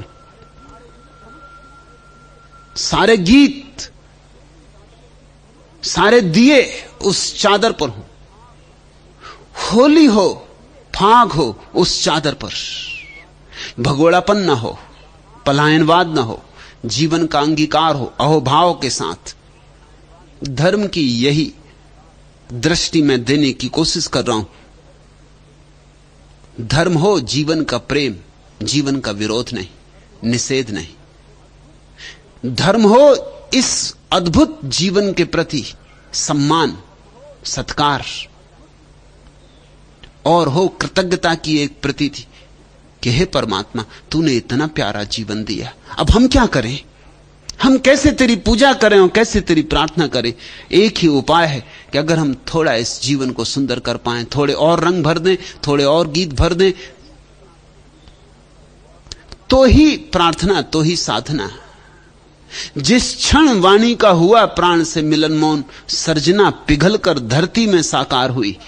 जब भी तुम्हारे भीतर प्रार्थना होगी, मौन होगा, शांति होगी, ध्यान होगा, सर्जना पिघलकर पृथ्वी पर साकार होगी। कुछ तार पड़े थे बिखरे से, सब कहते हैं वे आदि अंत अवसान न जाने क्या क्या थे। स्वर सोए थे उनमें कितने, कितनी झंकारें उनमें थी निस्पंद। उन तारों पर कुछ गाऊं में, बहलाऊं मन है देव तुम्हारा भी।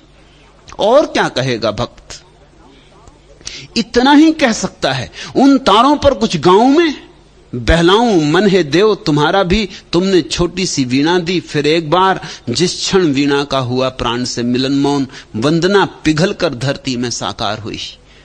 तुम्हें एक वीणा दी है परमात्मा ने, तुम्हारा हृदय एक वीणा है, छेड़ो इसके तार, साधो।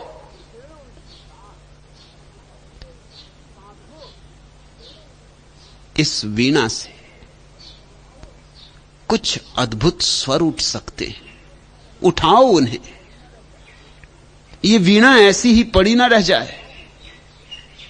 मैंने सुना है एक घर में एक पुराना वाद्य, जिसे बजाना घर के लोग भूल गए थे, सदियों सदियों से रखा था, परंपरा से रखा था, पूर्वज छोड़ गए थे तो रहने दिया था। फिर घर में भीड़ भी बढ़ती गई, बच्चे भी बढ़ते गए, उस वाद्य को रखने की जगह भी नहीं थी, तो उसको सरकाते गए। बैठक खाने से पीछे के कमरे में चला गया, पीछे के कमरे से कचरे की कोठरी में चला गया। लेकिन कचरे की कोठरी में कभी कभी उसके कारण उपद्रव हो जाता। कोई बिल्ली रात उस पर कूद जाती, उसके तार झंझना जाते, कोई चूहा टंकार मार देता, तार तोड़ देता, आवाज हो जाती।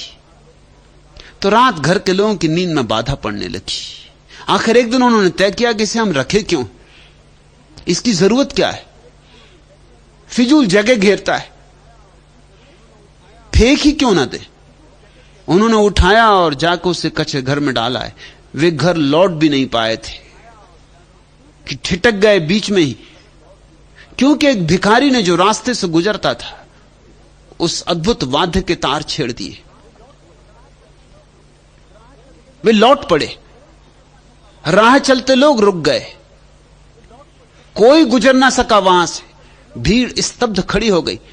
ऐसा अपूर्व संगीत किसी ने कभी सुना ही ना था। अलमस्त होकर वह भिखारी उस अद्भुत वाद्य को बजा रहा था। जब वाद्य का संगीत पूरा हुआ और संगीत शून्य में लीन हो गया, तो घर के लोगों को होश आया।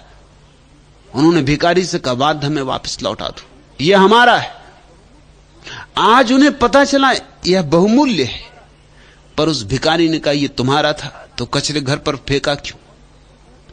जिस क्षण फेंका उसी क्षण तुम्हारा नहीं रहा। और मैं तुमसे कह दूं कि वाद्य उसका है जो बजाना जानता है। तुम इसका करोगे क्या? फिर बिल्ली कूदेगी, फिर चूहा काटेगा, फिर बच्चे तारों को छेड़ेंगे, और जिससे अद्भुत संगीत पैदा होता है उससे केवल शोरगुल पैदा होगा। तुम करोगे क्या? यह तुम्हारा नहीं है, तुम इसके मालिक नहीं हो। मालिक वही है जो इसे बजा ले। जब तक तुम अपने हृदय को बजाना ना सीख लोगे, अपने हृदय के मालिक नहीं हो। तब तक हृदय पड़ा है बेकार। वीणा तो है, कहो परमात्मा से, उन तारों पर कुछ गाऊं मैं, बहलाऊं मन है देव तुम्हारा भी। तुमने छोटी सी वीणा दी फिर एक बार, जिस क्षण वीणा का हुआ प्राण से मिलन मौन, वंदना पिघल कर धरती में साकार हुई। मैं क्या जानूं पृथ्वी विधान, मैं तो भविष्य के ज्योति शिखर पर पग धरने वाला विहान, जिसकी विधायिका शक्ति भावना भरी भक्ति। भक्ति कुछ और नहीं है, एक विधायक रस है जीवन में।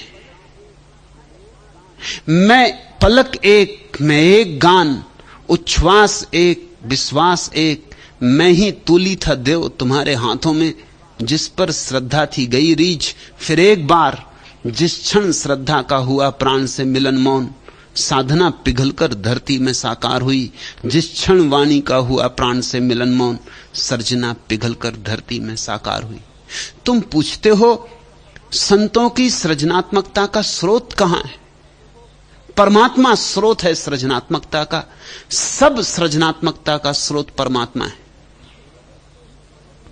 और जब तुम उससे जुड़ोगे तो तुमसे भी बहेगा, और तुमसे बहे तो ही जानना कि जुड़े। तुम्हारा चेहरा लंबा और मातमी बना रहे, और तुम उपवास और व्रत और नियम और अपने को गलाने और सड़ाने और परेशान करने में ही लगे रहो, तो समझना कि शायद तुम्हारा शैतान से सत्संग हो गया है, भगवान से नहीं। भगवान तो उत्सव है। इन हरे वृक्षों में देखो, इन हरे वृक्षों से छन छन के आती हुई सूरज की किरणों में देखो, इन पक्षियों की आवाजों में देखो। भगवान तो उत्सव है, भगवान महोत्सव है। और जब तुम्हारे जीवन में भी उत्सव आता है तो गीत पैदा होंगे, मूर्तियां बनेंगी, मंदिर उठेंगे, रंग फैलेंगे, फाग होगी, गुलाल उड़ेगी। और जब तुम्हारे जीवन में ऐसा आनंद का उत्सव आ जाए तो ही समझना कि तुम्हारी धर्म से पहचान हुई, सद्धर्म से पहचान हुई। एस धम्मो सनातनो, ऐसा ही धर्म सनातन धर्म है जो उत्सव ले आए। लेकिन रुग्ण मनुष्य ने धर्म को भी रुग्ण कर दिया है। बीमार हाथों में पड़ के धर्म भी बीमार हो गया है। नकारात्मक आदमी मेरी दृष्टि में नास्तिक, मेरी नास्तिक की परिभाषा यही। आस्तिक मैं उसे कहता हूं जो विधायक है, जो जीवन को कहता है हां समग्रता से, उसे मैं आस्तिक कहता हूं। ईश्वर को माने न माने, मानना न मानने का कोई मूल्य नहीं है, जीने का मूल्य है। जो इस तरह जीता है कि जीवन के साथ हां का उसका संबंध होता है, वह आस्तिक। नास्तिक वह है जिसका जीवन के संबंध नहीं का संबंध है, नकार का संबंध है, जो हर चीज को तोड़ रहा है, हर चीज को खंडित कर रहा है, जो मृत्यु की सेवा में लीन है, जो परमात्मा से शिकायत कर रहा है कि तुमने मुझे जन्म क्यों दिया, किस कसूर का दंड दिया है मुझे, किन पापों का फल भोग रहा हूं। जो परमात्मा से यह शिकायत कर रहा है वो नास्तिक है। ये किन्हीं पापों का फल नहीं है, ये तुम किन्हीं गलत किए गए कामों का दंड नहीं पा रहे हो, ये परमात्मा का प्रसाद है। इसे प्रसाद रूप ग्रहण करो, ताकि तुम्हारे भीतर से धन्यवाद उठ सके। और जिसके भीतर से धन्यवाद उठा, उसके भीतर से प्रार्थना उठी। धन्यवाद ही प्रार्थना है।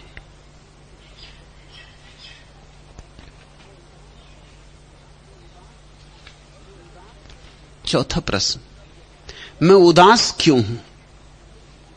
ऐसे तो सब है, सुख सुविधा, फिर भी उदासी कि घटती नहीं वरन बढ़ती ही जाती। क्या ऐसे ही व्यर्थ ही समाप्त हो जाना मेरी नियति है?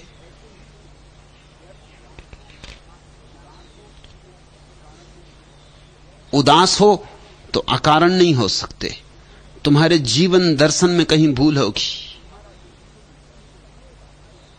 तुम्हारा जीवन दर्शन उदासी का होगा। तुम्हें चाहे सचेतन रूप से पता हो या ना हो, मगर तुम्हारी जीवन को जीने की शैली स्वस्थ नहीं होगी, अस्वस्थ होगी।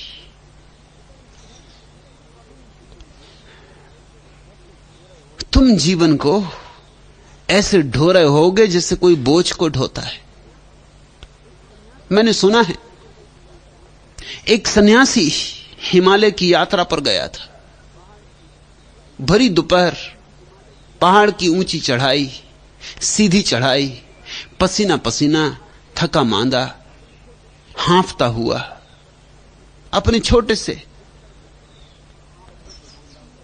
बिस्तर को कंधे पर ढोता हुआ चढ़ रहा है। उसके सामने ही एक छोटी सी लड़की, पहाड़ी लड़की, अपने भाई को कंधे पर बिठाए हुए चढ़ रही। वह भी लथपथ है पसीने से, वह भी हाँफ रही।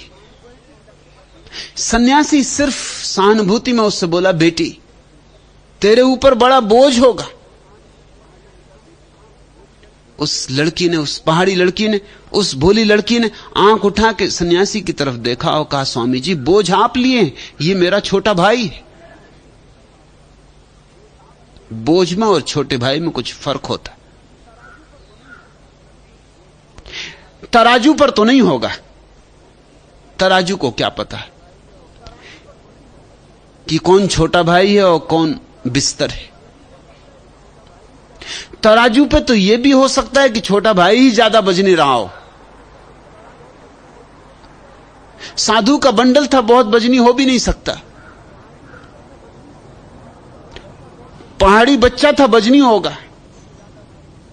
तराजू तो शायद कहे कि बच्चे में ज्यादा वजन है। तराजू के अपने ढंग होते, मगर हृदय के तराजू का तर्क और है।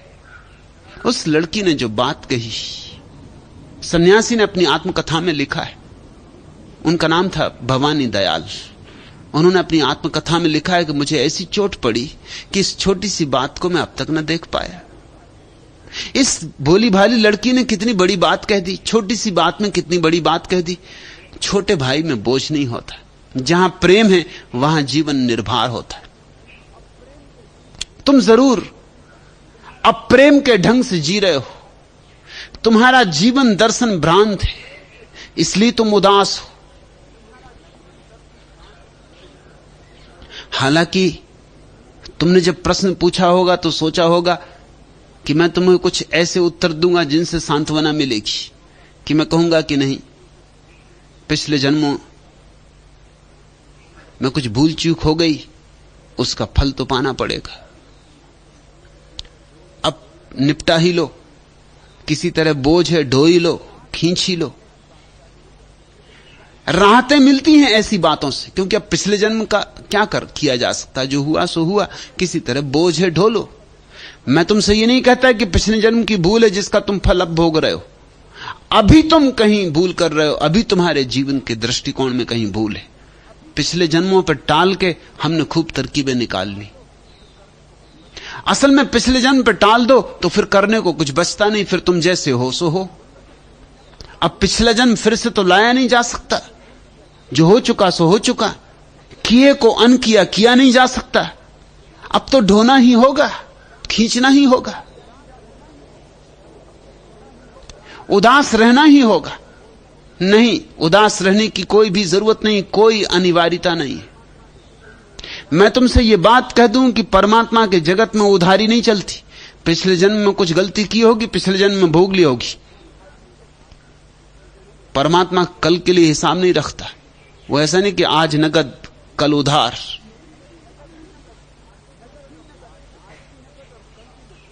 नगद ही नगद है, आज भी नगद और कल भी नगद। आग में हाथ डालोगे अभी जलेगा कि अगले जन्म में जलेगा?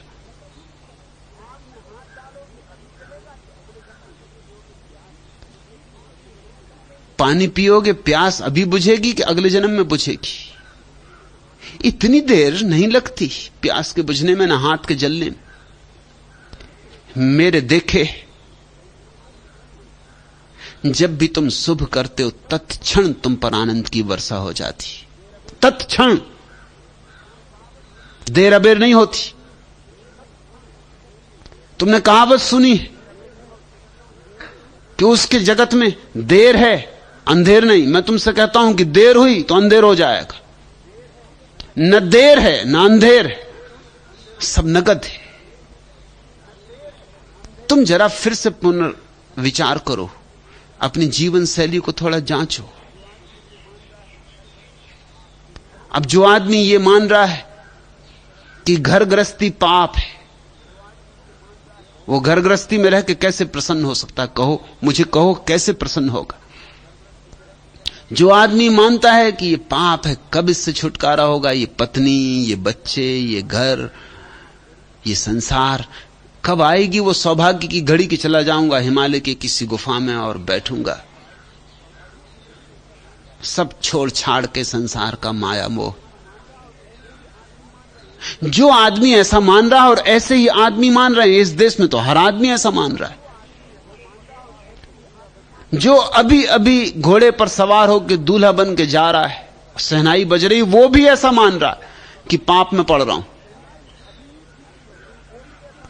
शहनाई अभी ही फीकी हो गई, फूल अभी कुम्हला गए, दुल्हन को लेके आया है डोले पर, दुल्हन अभी मर गई, लाश आ रही है घर। अब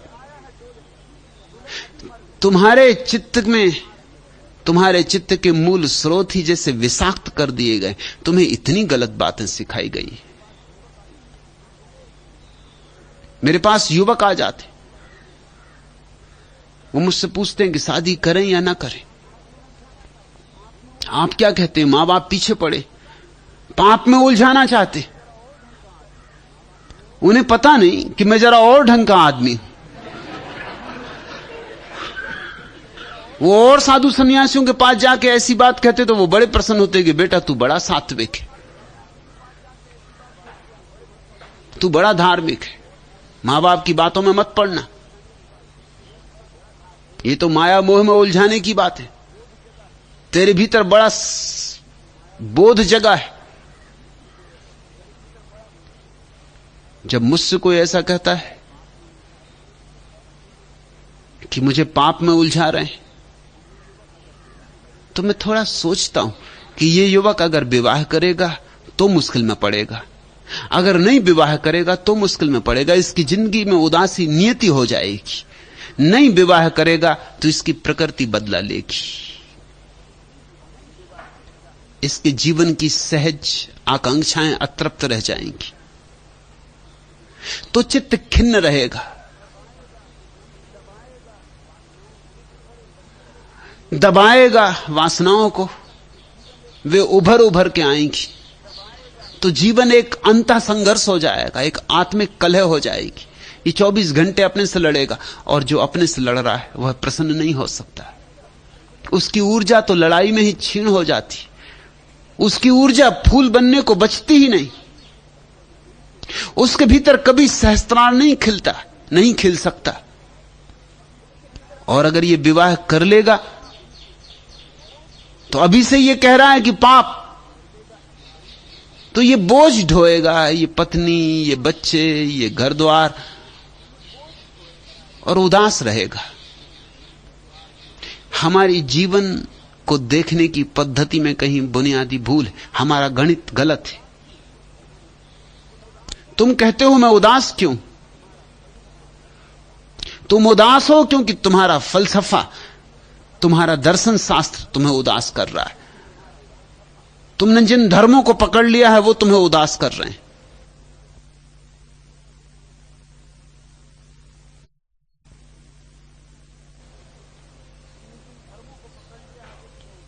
तुम छुटकारा पाओ इन सारी दृष्टियों से। तुम जीवन को जरा ज्यादा सरलता से जीने की शुरुआत करो।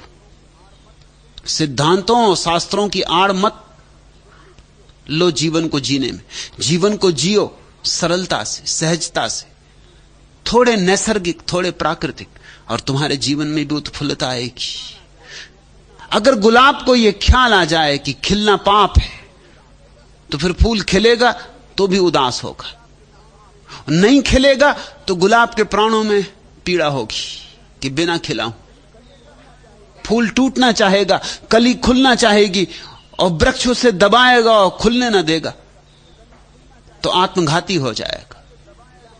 और अगर खुलने दिया, फूल खिला, तो उदास खिलेगा फूल, उसमें सुवास नहीं होगी, जिंदगी नहीं होगी, उसमें मौत की छाप होगी। गलत दृष्टियों ने तुम्हें जन्म से ही मार डाला है,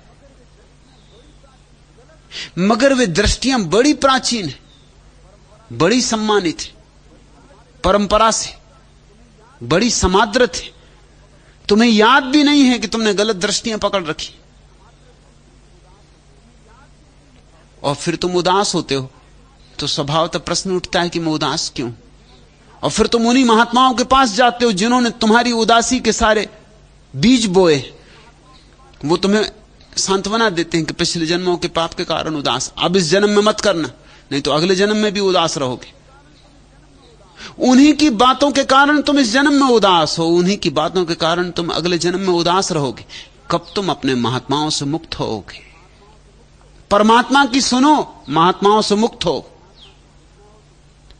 और परमात्मा की सुनना हो तो बीच से सारे महात्माओं को हटा दो। तुम्हारे भीतर ही निश्चल चेतना में उसका स्वर गूंजेगा। वहीं ध्यान जमाओ, शांत होकर वहीं बैठो, वहीं से आने दो उद्घोष, वहीं से आने दो आवाज, वहीं से आने दो उपदेश, और उसी की मान के चलो। और मैं तुमसे कहता हूं कि तुम्हारी जिंदगी में प्रसन्नता ही प्रसन्नता फैल जाएगी। इस कोने से लेकर उस कोने तक दीपावली ही दीपावली हो जाएगी, दिए ही दिए जल जाएंगे।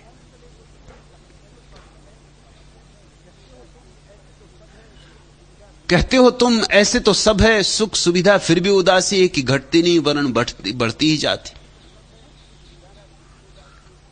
सुख सुविधा से कोई संबंध नहीं है आनंद का। कभी कभी जिनके पास कोई सुख सुविधा नहीं वे भी आनंदित मिल जाएंगे। कोई अनिवार्य संबंध नहीं कि तुम्हारे पास धन है इसलिए तुम सुखी होना चाहिए। सुख तो एक कला है, प्रसन्नता एक कला है, एक राज है। जिसको आता है उसके पास धन ना हो तो भी प्रसन्न होता है, और धन हो तो निश्चित ही होता है।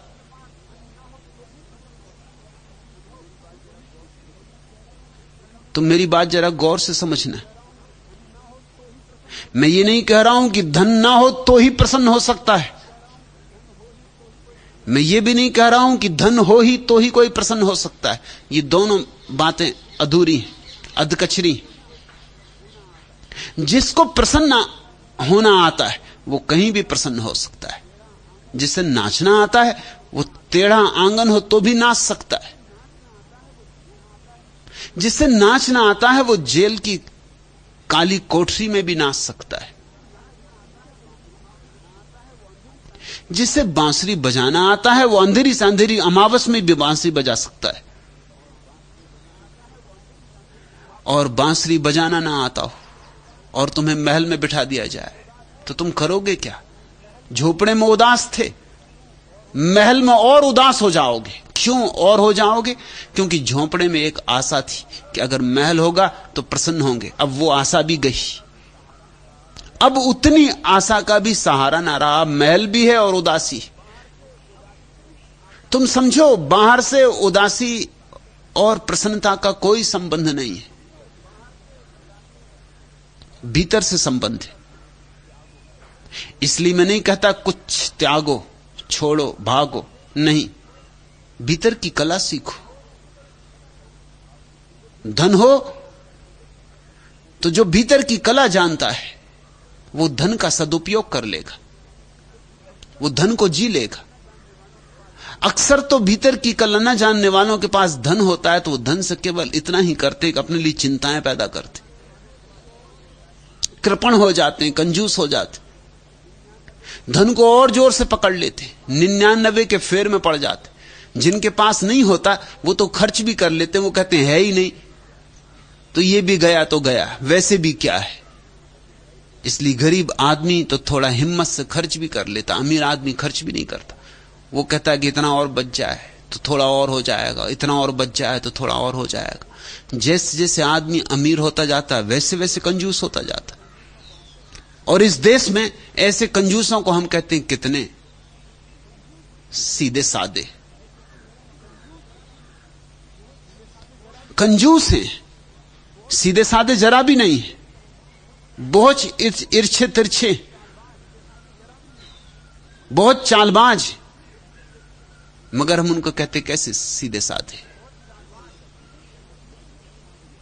देखो इनका जीवन कैसा साधु का जीवन।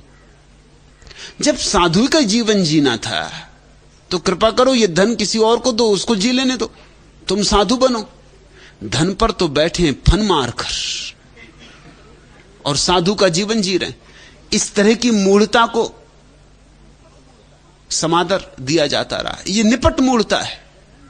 धन हो तो धन को जी लो, जब नहीं होगा तो निर्धनता को जी लेना। अभी तो धन है तो धन का गीत गाओ, जब नहीं धन हो तो निर्धनता का गीत गा लेना। अभी जल्दी क्या पड़ी। मगर लोग धन भी नहीं भोग सकते क्योंकि भोग ही नहीं सकते, भोग की ही निंदा है। तुम कहते हो सब सुख सुविधा होगी मगर तुम्हें कुछ नहीं। तुम तो सुख सुविधा में भी देख रहे होगे कि ये सब भोग, कहां पड़ा हूं, कहां उलझा हूं। कैसा मजा नहीं होगा फकीरों को। अक्सर ऐसा हो जाता है कि शहरों में जो लोग रहते हैं वो सोचते हैं देहात में रहने वाले लोग बड़े मजे में।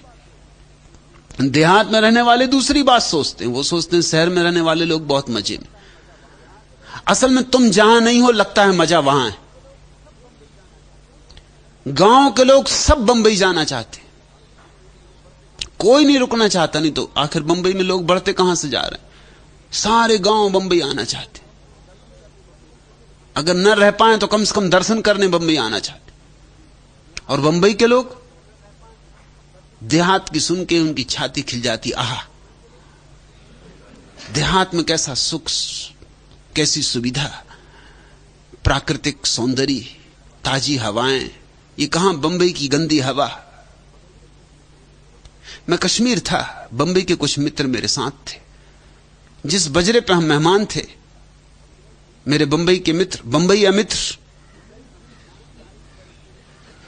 वो डल झील की खूब तारीफ करें और ताजी हवाएं और वृक्ष और चिनार के दरख्त और चांद तारे और कश्मीर।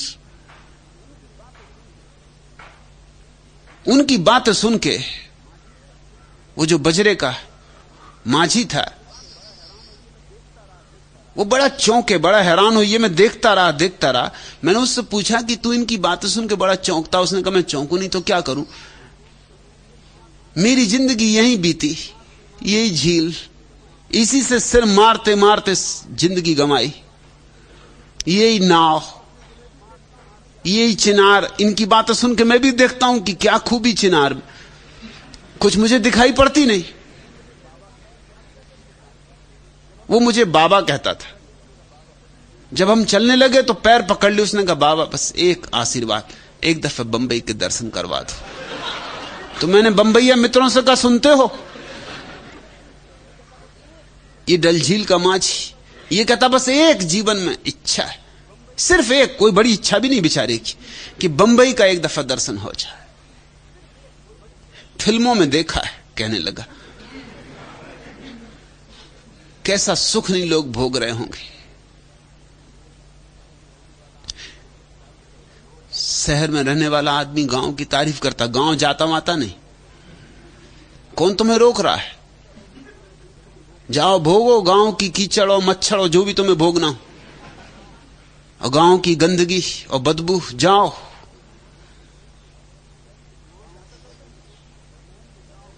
गांव जाता करता नहीं, शहर में बैठ के विचार करता है। महल में बैठा आदमी सोचता, आहा जिनके पास कुछ नहीं, घोड़े बेच के सोते, क्या मस्ती की नींद, फकीरों की नींद। एक हम है कि रात भर चिंता ही चिंता। और वो जो फकीर है वो देख रहा है कि महल में मजा चल रहा होगा, राग रंग चल रहा होगा। बड़ी उल्टी दुनिया है। मैंने सुना है एक बार बनारस में एक महात्मा की मृत्यु हुई और उसी दिन एक वैश्या की भी मृत्यु हुई। दोनों आमने सामने रहते थे। अक्सर महात्मा और वैश्या आमने सामने रहते, दोनों का बड़ा पुराना लेन देन है। महात्मा के बिना वैश्या नहीं हो सकती और वैश्या के बिना महात्मा नहीं हो सकता। जिस दिन दुनिया में महात्मा नहीं होंगे, वैश्याएं समाप्त हो जाएंगी। क्योंकि वैश्याओं को पैदा कैसे करोगे? महात्मा सिखाता है काम वासना को दबाओ, और जब महात्मा का पाठ सीख लिया तो फिर वैश्या पैदा होती। वो दबी हुई काम वासना वैश्या को पैदा करती। अगर वैश्याएं मिटानी तो पहले महात्मा मिटाने होंगे। सो कहानी ठीक ही मालूम पड़ती, तर्कयुक्त मालूम पड़ती। महात्मा और वैश्या आमने सामने रहते थे, दोनों साथ साथ मर गए। देवदूत लेने आए। महात्मा तो बहुत नाराज हुआ, क्योंकि उसको नरक की तरफ ले चले, पाताल की तरफ, जहां आजकल अमेरिका है। और वैश्या को स्वर्ग की तरफ ले चले, आकाश की तरफ। महात्मा ने कहा रुको, ये जाति हो रही, मैं महात्मा हूं, लगता है कुछ भूल चूक हो गई। दफ्तर की कोई भूल मालूम होती, स्वर्ग मुझे ले जाना चाहिए। देवदूत हंसने लगे। उसने कहा, उन्होंने कहा शक हमें भी हुआ था, तो हमने परमात्मा से पूछा कुछ भूल चूक तो नहीं हो गई कि महात्मा को नरक ले जाना है, वैश्या को स्वर्ग। हमें भी शंका उठी थी, तो हम पूछ के ही आए। अच्छा हुआ हम पूछ के ही आए। महात्मा ने कहा कोई भूल चूक नहीं हुई, यही शाश्वत नियम है। शाश्वत नियम? हम नए नए देवदूत हैं, सिक्खड़ हैं। सच पूछो तो यह हमारा पहले ही काम है, तो हमें तो कुछ पता नहीं शाश्वत नियमों का।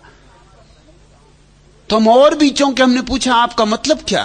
तो उन्होंने कहा बात यह है कि महात्मा जिंदगी भर यह सोचता रहा कि मजा वैश्या के घर हो रहा, और वैश्या जीवन भर सोचती रही, रोती रही कि मजा है, आनंद है तो महात्मा के झोपड़े में।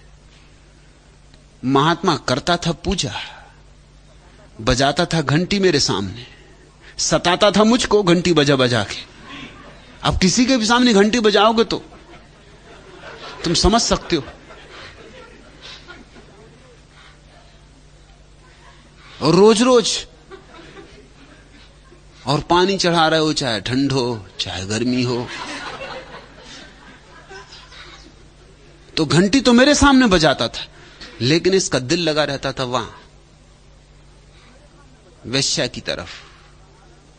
खिड़की में खड़े होकर ऐसे तो राम राम राम राम राम राम करता था, माला जपता था, मगर देखता रहता था खिड़की से वैश्या को। रात को उठाता था, उठता था राम राम कहते हुए, बुलाता था मुझे और मुझको भी जगह देता था। मगर वैश्या के घर नाच चल रहा है, गीत चल रहा है, वीणा बज रही, मस्त होकर लोग वाह वाह कर रहे हैं। दिल में इसके बड़े खटक होती थी कि मैं भी कहां उलझ गया हूं, ये कौन सी महात्मागिरी में फंस गया। मजा वहां है, इधर तो उदासी ही उदासी। और वैश्या को जब भी समय मिलता था तब वो रोती थी। जब महात्मा मंदिर में घंटी बजाता और पूजा उठती, धूप जलती और सुगंध वैश्या तक पहुंचती, तो वो रोती थी कि एक मैं अभागिन, यूं ही जिंदगी बीत जाएगी। परमात्मा को कब पुकारूंगी? उसने कभी पुकारा नहीं, मगर उसके आंसू मुझ तक पहुंच गए और ये मुझे रोज पुकारता रहा। लेकिन इसकी पुकार में पुकार थी ही नहीं, क्योंकि प्राणों का आह्वान नहीं था। इसे नरक ले जाओ, वैश्या को स्वर्ग ले आओ, ऐसा कुछ आदमी का चित्त है जो जहां नहीं है वहां होना चाहता है। तुम कहते हो सुख सुविधा में हो, मगर तुम हो नहीं वहां सुख सुविधा में। तुम सोचते यही होगी फकीर मजे में, सन्यासी मजे में, इसलिए तुम भीतर ईर्षा से जल रहे हो और ईर्षा उदासी लाएगी। जहां हो वहीं मजे में हुआ जा सकता है। जैसे हो वहीं कला है जीवन को जीने की। तुम जीवन की कला से चूक रहे हो और तुम कहते हो ये बढ़ती जा रही उदासी, घटती नहीं। वो तो बढ़ेगी। उम्र जैसे जैसे बढ़ेगी वैसे वैसे हताश होने लगोगे कि इतने दिन और गए, अब दिन थोड़े बचे, ये तो सांझ आने लगी, ये तो सूरज डूबने को होने लगा, ये मौत दरवाजे पर दस्तक देने लगी, हाथ पैर लड़खड़ाने लगे, बुढ़ापा आने लगा, अब तक कुछ पाया नहीं। तो और घबराहट बढ़ जाएगी और उदासी बढ़ जाएगी। ये सोचो कि क्या ऐसे ही व्यर्थ ही समाप्त हो जाना मेरी नियति? नहीं, किसी की भी नियति व्यर्थ समाप्त हो जाना नहीं है। नियति तो है सच्चिदानंद हो जाना, नियति तो है परमानंद हो जाना। लेकिन उस नियति को पूरा करने के लिए भी तो कुछ करो। बीज को डालो जमीन में तो अंकुरित होगा, पत्थर पर रख दोगे तो क्या करे बीज, कैसे अंकुरित हो? और जमीन में भी डाल दोगे और कभी पानी ना डालोगे तो भी क्या करे बीज, कैसे अंकुरित हो? और पानी भी डाल दोगे और धूप ना मिलने दोगे, छाता लगा के रख दोगे बीज पर, तो क्या करे बीज? संयोजन जुटाओ, सच्चिदानंद के घटने का संयोजन जुटाओ। बीज को गिरने दो भूमि में, जल से सींचो, धूप आने दो। फिर कुछ करना नहीं है तुम्हें, और कुछ खींच खींच के पत्ते नहीं निकालने, अपने से निकलेंगे। फिर तुम्हें कलियों को पकड़ पकड़ के खोलना नहीं पड़ेगा। तुम्हें कुछ नहीं करना है, तुम्हें सिर्फ व्यवधान हटा देने। तो कुछ सूत्र की बातें तुमसे कह दूं। एक, यह जीवन परमात्मा की भेंट है। तुम सौभाग्यशाली हो कि जीवित हो, इसको आधारशिला बनाओ। यह किन्हीं, यह परमात्मा की तरफ से सौगात है। अगर होगा तो पुण्यों का फल होगा। इतना प्यारा जीवन, इतना अद्भुत जीवन, इतना रहस्यमय लोक, और पापों का दंड। हटा दो उस पत्थर को और तुम्हारा बीज भूमि में पड़ जाएगा।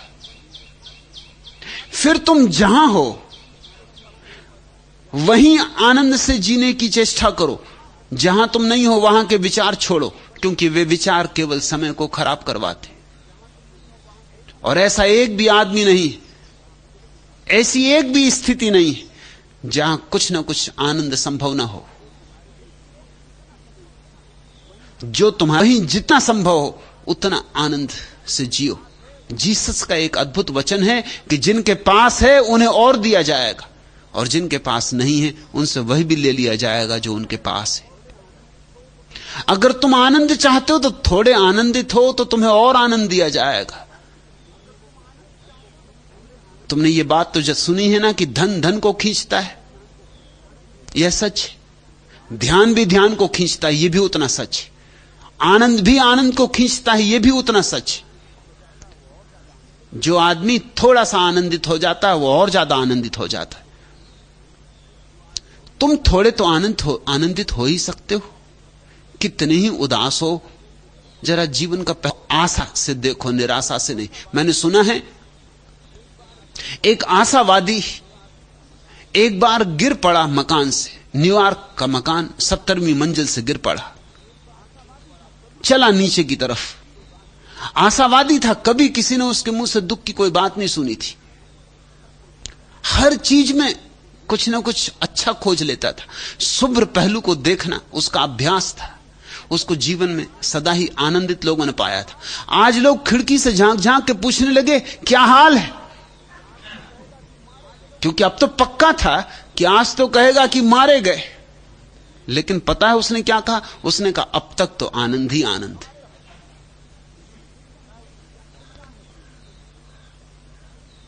गिर रहा है जमीन की तरफ, ऐसे ही हम सब भी गिर रहे हैं जमीन की तरफ। आखिर मौत नीचे प्रतीक्षा कर रही,